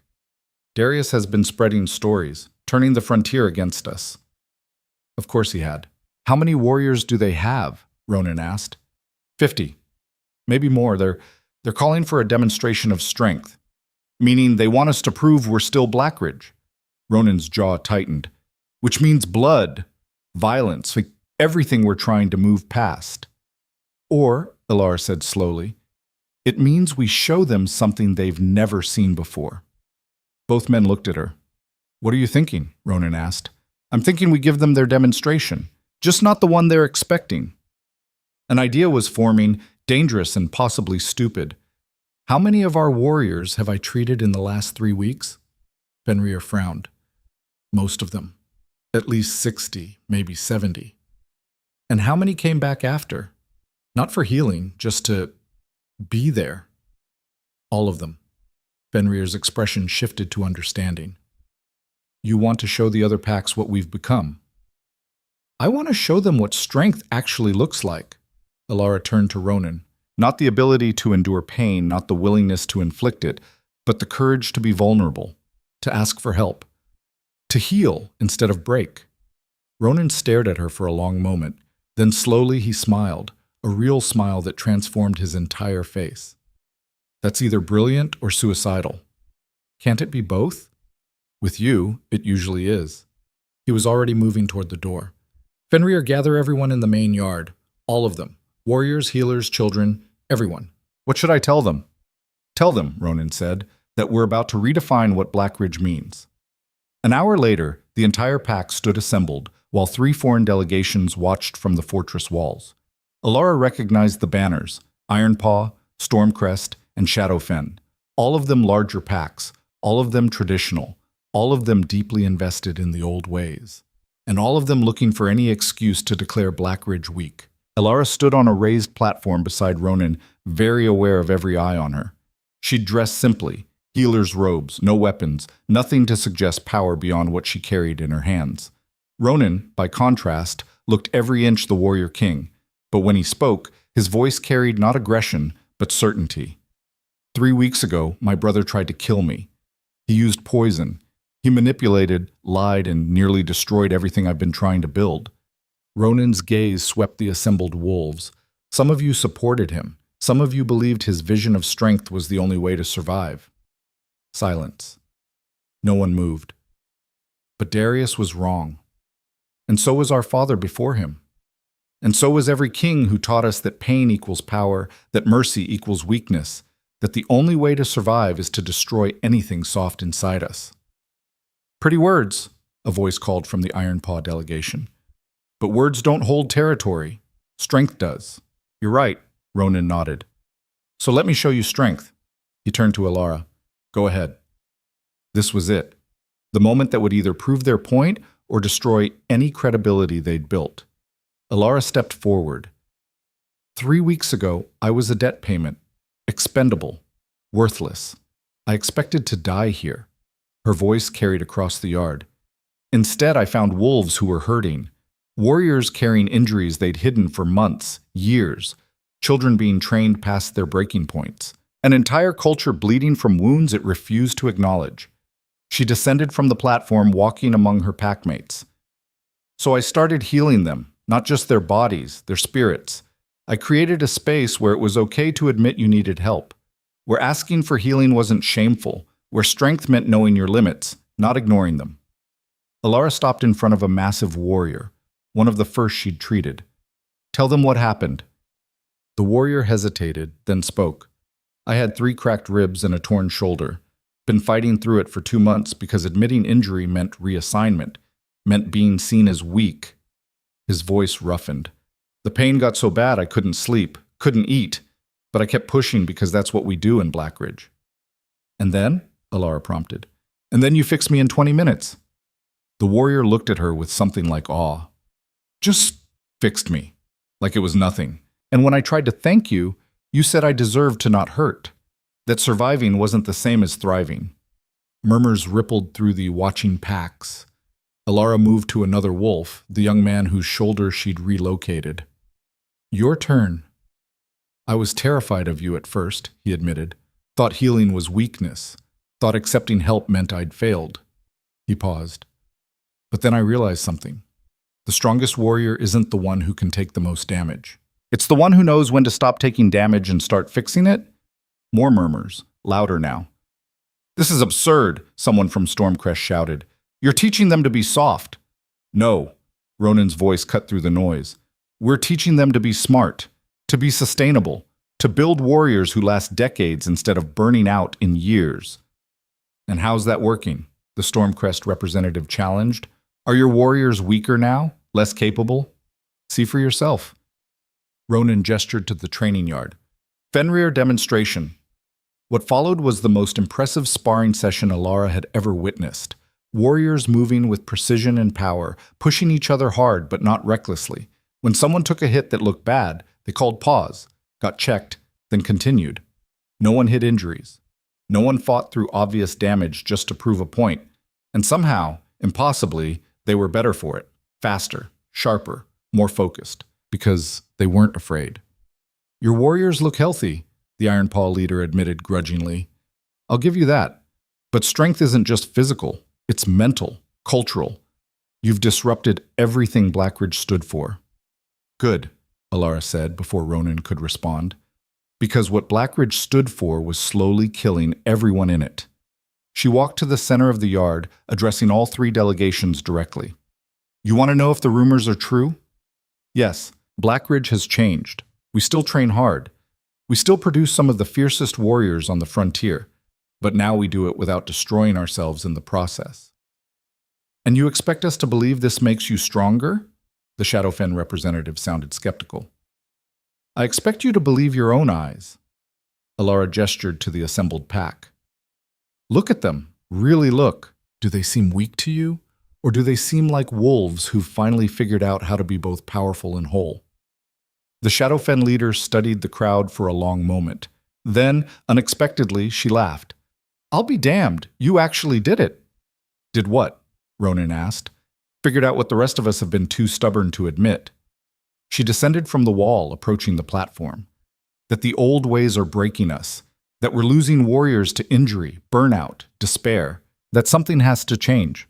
She extended her hand to Ronan. Shadowfen would like to propose an alliance. Not based on fear or dominance, but mutual support. We share your healer's methods, you share your training innovations. Ronan took her hand, but his expression remained cautious. And Ironpaw, Stormcrest? The Ironpaw leader snorted. You've gone soft, no question. But, he paused, my daughter's been hiding a leg injury for 6 months. If your healer can fix it without the ritual scarring and pain trials, I'm willing to reconsider my position. Send her tomorrow, Elara said immediately. No trials, no scarring, just healing. Stormcrest remained silent, their representative's face carved from stone. Then he turned and left without a word. 2 out of 3, Fenrir murmured.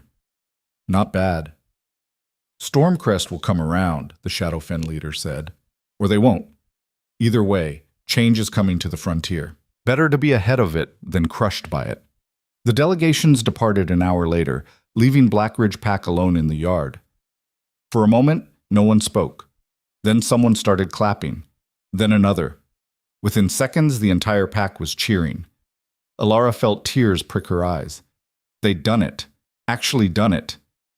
Speech, Fenrir called out. The healer should say something. No, Elara started, but Ronan was already guiding her back to the platform. Go on, he murmured. They need to hear from you. Elara looked out at the sea of faces. Warriors she'd healed. Children she'd helped. Wolves who'd trusted her when trust was the hardest thing to give. I don't have a grand speech, she said finally. I'm not a warrior or a leader. I'm just someone who saw people hurting and wanted to help. She paused. But here's what I've learned in the last 3 weeks. Strength isn't about how much pain you can endure. It's about how much you can overcome. It's about building something better instead of just surviving something terrible. She found Ronan's eyes in the crowd. And it's about having the courage to let people see you, all of you, the broken parts, the scared parts, the parts you've been taught to hide. Because that's where real connection happens. That's where real strength is born. The applause was deafening. Later, after the celebrations had died down and the pack had dispersed, Elara found herself back in the healer's quarters. She was organizing supplies, a nervous habit, when Ronan appeared in the doorway. "You were amazing today," he said. "We were amazing." Elara set down the herbs she'd been sorting. "I couldn't have done it without you backing me. I couldn't have imagined it without you showing me it was possible." He stepped into the room, closing the door behind him. "Elara, we need to talk." Her heart kicked against her ribs. About? About what happens next, about... He stopped, seeming to search for words. About us. There it was, the conversation they'd been avoiding for weeks. "What about us?" Elara asked, even though she knew, had known since the moment in the tunnels when she'd touched his mind and felt something click into place. "You know what?" Ronan crossed the space between them. "I've tried to stay professional, to keep distance. But every time I'm near you, I feel like something recognizes something," Elara finished. "Yes." His hand came up to cup her face, thumb brushing her cheekbone. "The mate bond. I felt it the moment I saw you at the border, tried to ignore it, tried to fight it, but why fight it? Because you deserved a choice." His voice was rough. "You were traded to me, given to me like property. I didn't want the bond to be another chain." Elara's chest tightened.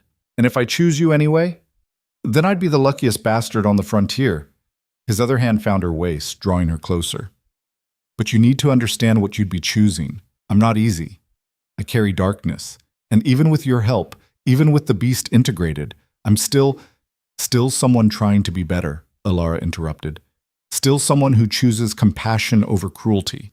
Still someone who sees me as an equal instead of property." She placed her hands on his chest, feeling his heart race beneath her palms. "That's what I'm choosing, Ronan. Not some perfect fantasy, just you." His forehead dropped to rest against hers. "I don't deserve you." "Good thing I'm not asking permission." He laughed, the sound surprised and genuine. Then he kissed her. It wasn't gentle, it was desperate and claiming and full of 3 weeks of restrained wanting. Elara kissed him back just as fiercely, pouring everything she couldn't say into the contact. When they finally broke apart, both breathing hard, his eyes had gone silver. "The bond is settling," he said, voice gravelly. "Can you feel it?" She could. Like a golden thread connecting them, warm and alive and unbreakable. "Yes." "It'll get stronger, more intense.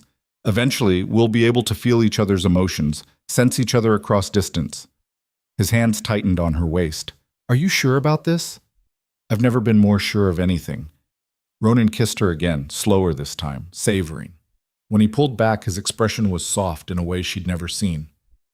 "Then you're mine, and I'm yours, for as long as you'll have me. That might be a while." "Good." He traced her jaw with gentle fingers.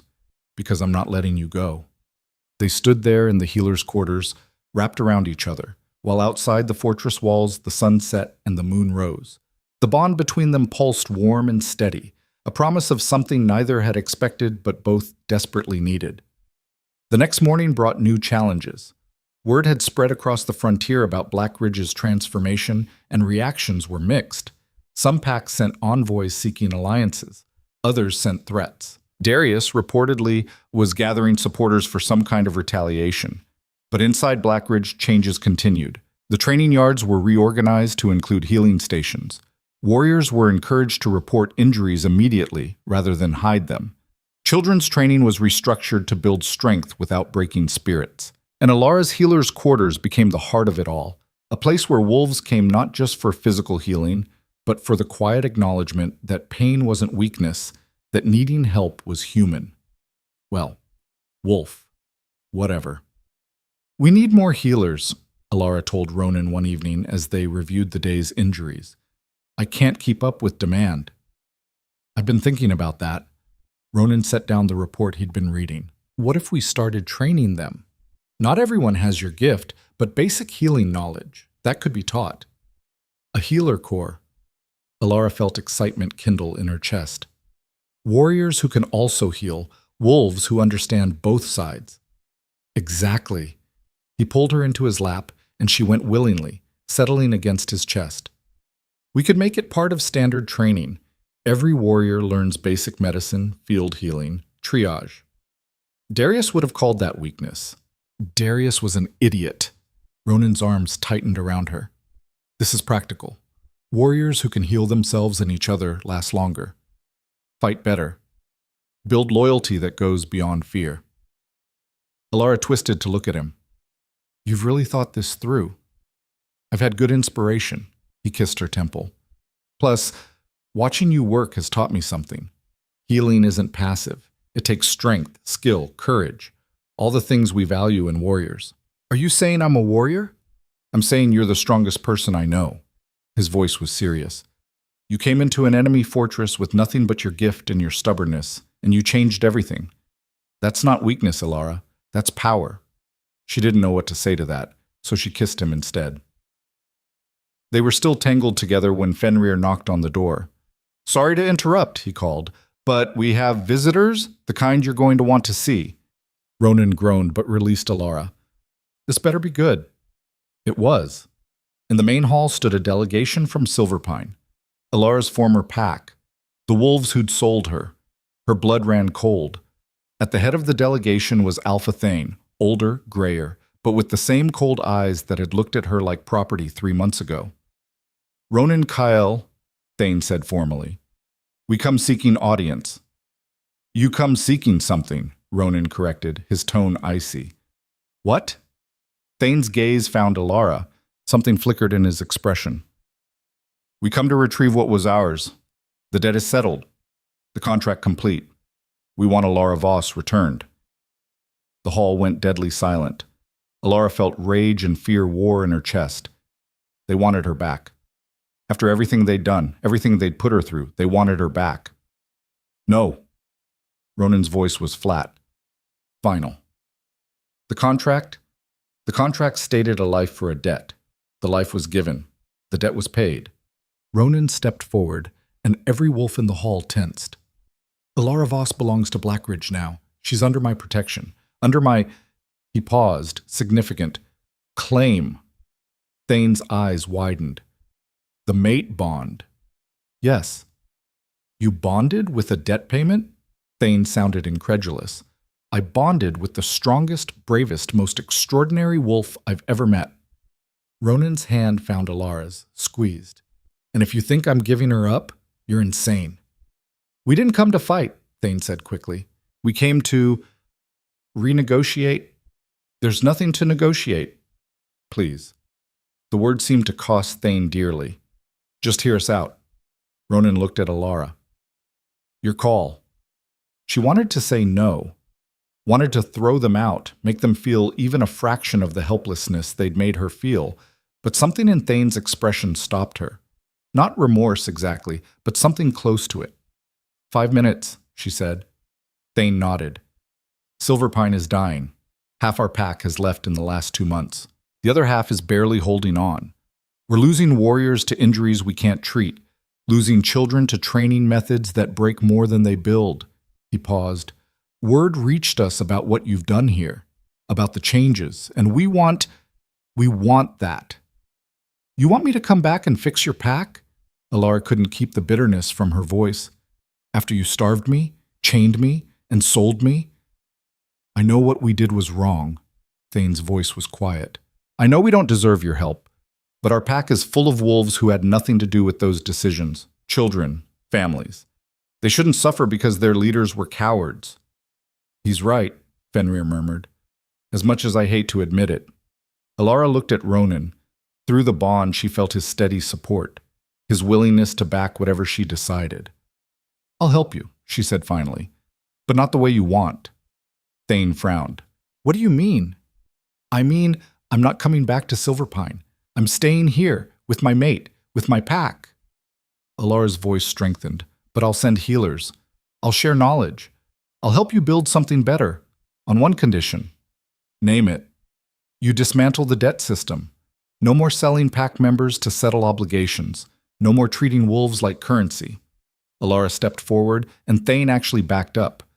You build a culture where every life has value, where asking for help isn't shameful, where strength means lifting each other up instead of tearing each other down. That's a complete restructuring. That's the deal. Take it or leave it.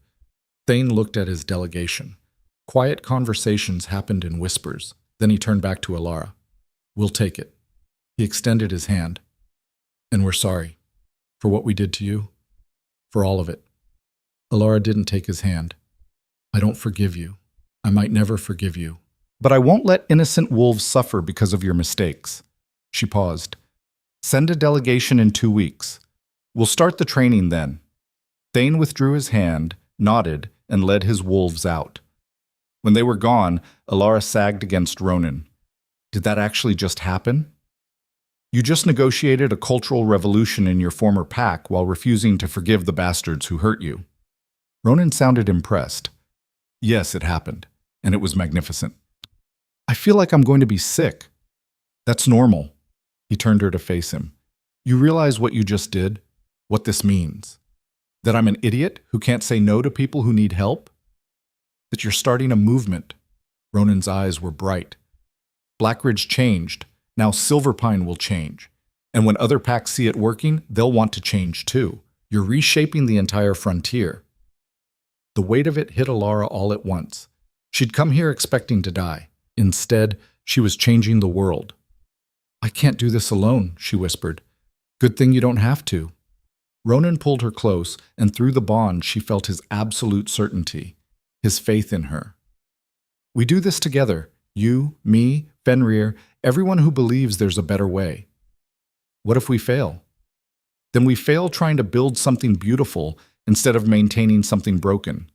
He kissed her forehead. I'll take those odds. That night, Elara stood on the fortress walls, looking out at the frontier. Somewhere out there, Darius was plotting. Other packs were watching. The old ways were fighting back against the new. But here, in Blackridge, change was taking root. Warriors laughed in the training yards. Children played without fear. The healers' quarters glowed warm with lamplight and the quiet sounds of wolves finding peace. And beside her stood Ronan, no longer the isolated king carrying darkness alone, but her partner, her mate, her equal in every way that mattered. What are you thinking? He asked. That 3 months ago I was chained and starving, and now I'm standing on a fortress wall planning a revolution. Elara leaned into him. It's surreal. Good surreal or bad surreal? Good. Terrifying. Both. She turned to face him. What about you? Any regrets about bonding with the troublemaker? Only that I didn't do it sooner. Ronan's hands framed her face. You've given me something I thought I'd lost. Hope. Purpose. A reason to build instead of just survive.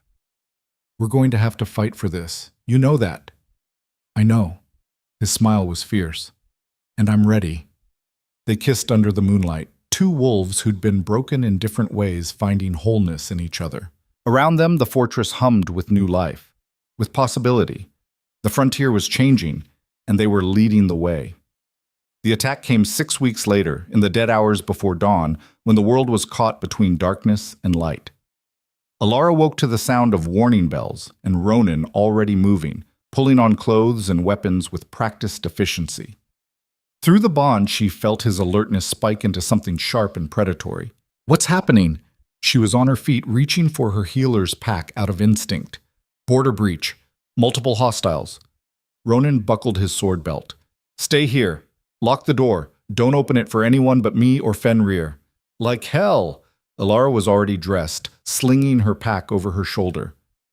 If there's fighting, there'll be wounded. I'm coming. Elara. We don't have time to argue.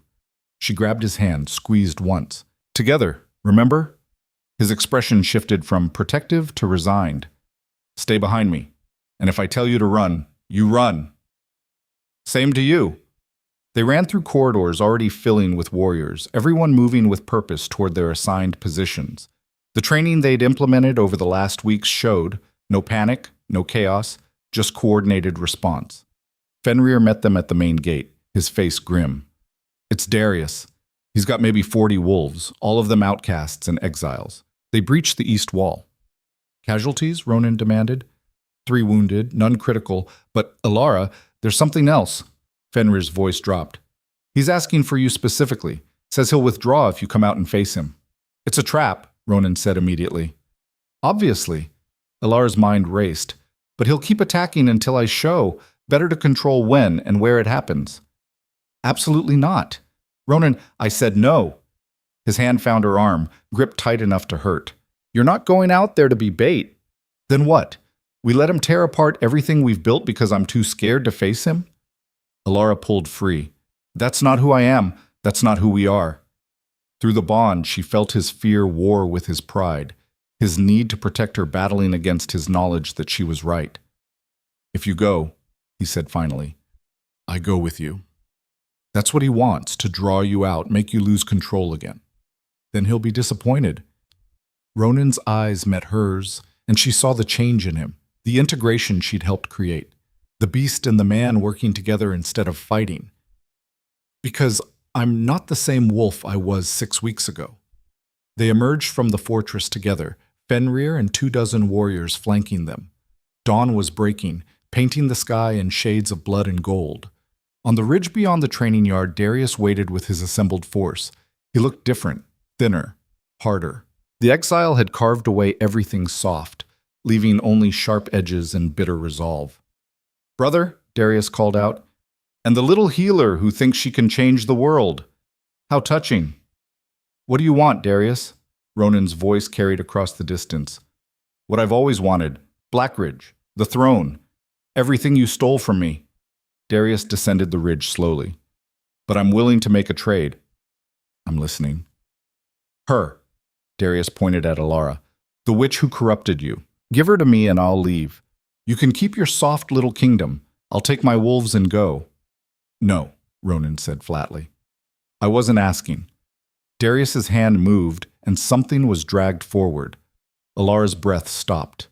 Mira, the little girl with the broken wrist, bound and terrified but alive. You bastard, Elara breathed. Insurance, Darius said cheerfully. I know you, healer. You can't stand to see anyone suffer, especially not children. He put his hand on Mira's shoulder, and the girl whimpered. So here's the deal. You come with me, I let her go. You refuse, and I start breaking things until you change your mind. Ronan's entire body had gone rigid. If you hurt her, you'll what? Attack me? Go ahead, but you'll have to get through 40 wolves first, and by the time you do, this little one will be in pieces. It was a perfect trap. Attack and risk Mira's life. Surrender Elara and lose everything. Either way, Darius won, unless they changed the game entirely. Okay, Elara said. Elara, no, Ronan started. I'll come with you. She stepped forward, hands visible and empty. But you let Mira go first, and you withdraw your forces. Those are my terms. Darius studied her for a long moment. You think you're clever, think you can trick me somehow. I think I'm tired of watching you hurt people to prove a point.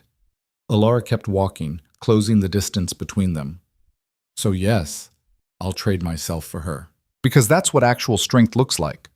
She felt Ronan through the bond, his fury, his fear, his absolute trust that she had a plan. She hoped that trust wasn't misplaced. Let her go, Elara said, stopping 10 feet from Darius. He smiled, shoved Mira forward. The girl ran, and Fenrir caught her, pulling her to safety. Your turn, Darius said. Elara walked forward until she stood directly in front of him. Up close, she could see the madness in his eyes. The exile had broken something fundamental in him. You know what's funny? Darius grabbed her arm, yanked her close. I thought killing you would be satisfying, but now I think I'll keep you. Break you slowly. Make you watch while I tear down everything you built. You won't get the chance, Elara said quietly. Why? Because your mate will save you? Darius laughed. He's surrounded, outnumbered. By the time Elara's hand shot up, pressing against his chest. and she poured her gift into him. Not healing. The opposite. She'd learned something in the weeks of treating injuries, of understanding how bodies worked. Healing was about restoring balance, fixing damage. But that same knowledge could be weaponized. She could feel every injury Darius had ever sustained, every scar, every old break, every torn muscle. And she made them all hurt at once. Darius screamed, dropping to his knees. Elara stepped back as he convulsed, his body remembering every wound, every pain he'd ever endured. That's for everyone you've hurt, she said. Every child you broke. Every warrior you pushed past their limit. Every life you treated as expendable. Kill her, Darius gasped at his wolves, but they didn't move. Why aren't you? Darius looked up, saw his forces standing frozen. Then he saw what was behind them. Wolves, hundreds of them, Shadowfen, Ironpaw, even some Silverpine warriors, all of them standing with Blackridge. The Shadowfen leader stepped forward. We had a suspicion you'd try something like this, Darius, so we prepared. This is my fight, Darius snarled. No, this is our frontier. The Ironpaw leader joined her. And we're tired of wolves like you poisoning it. Ronan walked to Elara's side, his hand finding hers. It's over, Darius. You have no support, no pack, no leverage. I have 40 wolves. You have 40 exiles who followed you because they had nowhere else to go. Ronan's voice was almost gentle. But we're offering them something different. A place in the new order. A chance to be part of something better. He addressed Darius's forces directly. Anyone who wants asylum in Blackridge or Shadowfen or Ironpaw, step forward now. No judgment, no punishment, just a fresh start. For a moment, nothing happened. Then one of Darius's wolves moved. Then another. Within seconds, all 40 had walked past their former leader to stand with the Alliance. Darius knelt alone on the frozen ground, abandoned by everyone. You've lost, Elara said, not because we were stronger, but because we offered something worth fighting for. This isn't over, Darius spat. I'll come back. No, you won't. Ronan's voice carried finality. Because you're being exiled from the frontier entirely. Cross any pack's border, and you're fair game. The Alliance is unanimous on this. The Shadowfen leader nodded. We're done tolerating wolves who choose cruelty over community. You can't do this, Darius protested, but his voice had lost its edge. I'm Blackridge. You're nothing, Ronan said quietly. You were given every chance to choose differently, to be better, and you chose violence every single time. He paused. I loved you once, brother, but that person is long gone. If he was ever really there at all. Fenrir and 2 others hauled Darius to his feet, began dragging him toward the border. He fought, cursed, made threats that rang increasingly hollow. Then he was gone, and the frontier fell silent. Elara sagged against Ronan, adrenaline draining away to leave exhaustion in its wake. Is it really over? It's really over. He wrapped his arms around her, and through the bond she felt his relief, his pride, his absolute love. You were incredible. I was terrified. That's what made it brave. He kissed the top of her head. Using your gift as a weapon. I didn't know you could do that. Neither did I. Elara looked at her hands, still shaking slightly. But I knew every injury he'd ever had, every place he'd been hurt. It was just a matter of remembering them for him. Remind me never to piss you off. Despite everything, Elara laughed. Too late.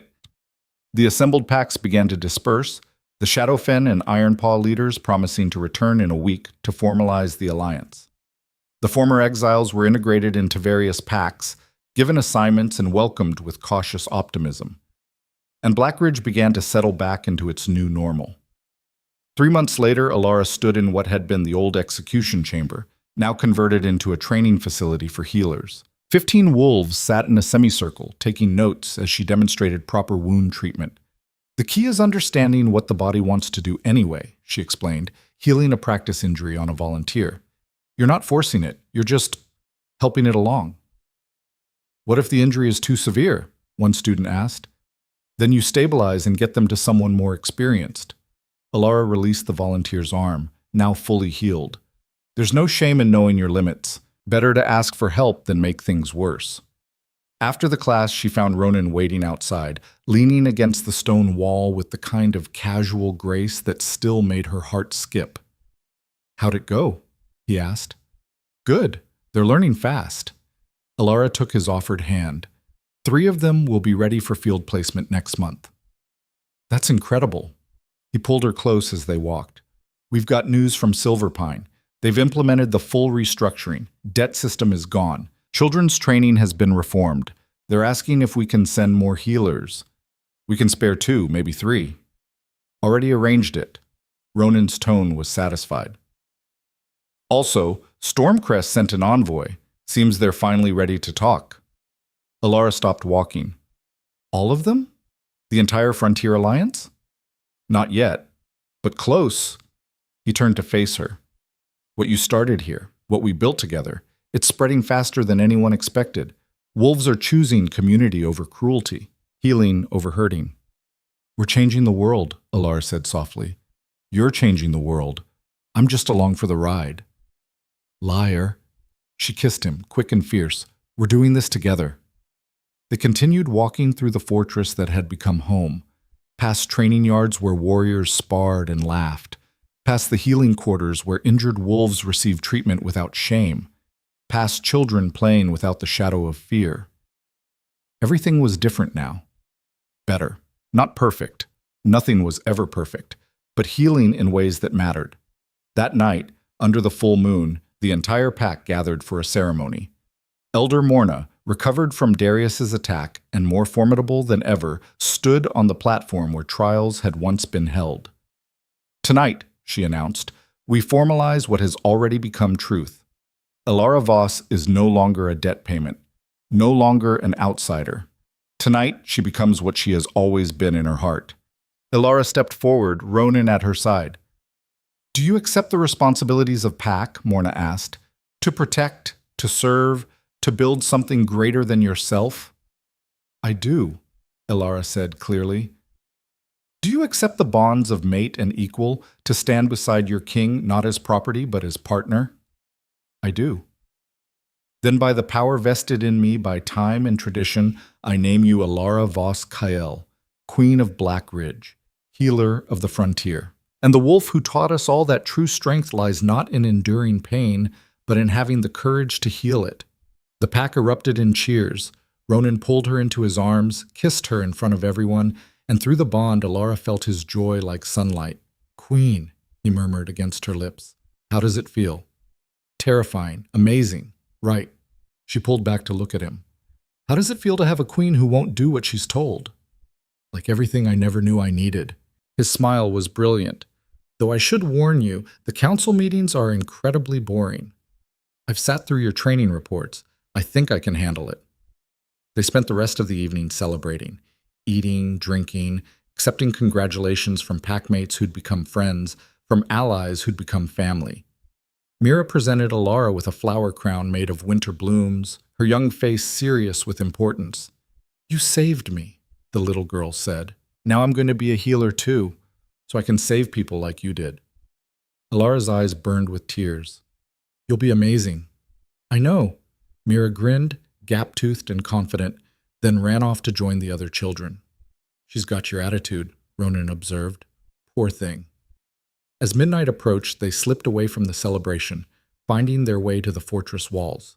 Below, Black Ridge spread out in all directions, torches burning, life thriving, hope growing in places where once there had been only pain. "Tell me what you're thinking," Ronan said, pulling her against his chest. "I'm thinking about the girl who arrived here 3 months ago, chained, starving, expecting to die." Elara leaned into his warmth. She couldn't have imagined this. "What part?" "Any of it. The changes, the alliance. You." She turned in his arms. "Definitely you. I'm the lucky one." His hands framed her face. "You took a broken king and a broken kingdom and showed us we could be whole. You weren't broken. You were just fighting the wrong battle." "Maybe," he kissed her forehead, "but you helped me see that." They stood together in comfortable silence, watching the moon track across the sky. Somewhere in the fortress, the celebration continued. Somewhere on the frontier, other packs were beginning their own transformations. And somewhere, everywhere, the old ways were giving ground to something new. "What comes next?" Elara asked. "What do you want to come next?" She considered. "I want to expand the healer program, train more wolves, maybe establish satellite clinics in allied territories." Her voice gained enthusiasm. "And I want to keep pushing, keep showing that there's another way to be strong." "Done." Ronan's tone was certain. "What else?" "I want to wake up next to you every morning, fight beside you every day. Build something that outlasts us both." "Now that," he said, "I can definitely arrange." He kissed her under the moonlight, slow and deep and full of promises. When they finally broke apart, both breathing hard, Elara saw her future reflected in his silver eyes. Not the future she'd imagined as a scared girl being traded at a border. Not the future of survival in pain and endurance, but something better, something chosen. A future built on trust, partnership, and the radical belief that strength didn't mean breaking. It meant healing what others would destroy. "I love you," she said. The words came easily now, natural as breathing. "I love you too." Ronan's voice was rough with emotion. "My queen, my mate, my healer who saved the broken king." "I didn't save you. We saved each other. Even better." They stayed on the walls until dawn began to break, painting the frontier in shades of gold and possibility. Below, Blackridge stirred to life, wolves beginning their day in a kingdom that valued strength and compassion in equal measure. And at the heart of it all stood two wolves who'd found each other in the darkest circumstances and chosen to build light. Elara thought about the journey that had brought her here, the chains, the fear, the moment when Ronan's eyes had met hers at the border and something ancient had recognized something eternal. She'd been traded as a debt payment. She'd become a queen. But more than that, more important than titles or power or alliances, she'd become herself, fully, completely, without apology. And in doing so, she'd helped an entire frontier do the same. "Ready to face the day?" Ronan asked as the sun crested the horizon. "With you?" Elara squeezed his hand. "Always." They descended from the walls together, king and queen, partners in every way that mattered. The fortress welcomed them with warm light and familiar sounds, children laughing, warriors training, healers working, life continuing in all its messy, beautiful complexity. This was what they'd built. Not perfection, but progress. Not an ending, but a beginning that would ripple outward for generations.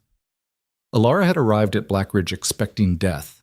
Instead, she'd found life, purpose, love, and the strength to prove that the hardest thing in the world, the bravest thing, wasn't enduring pain. It was choosing to heal. And in that choice, in that radical act of compassion in a cruel world, she'd changed everything. The frontier would never be the same. Neither would she. And that, Elara thought as Ronan pulled her close and the pack surrounded them with welcome, was exactly the point.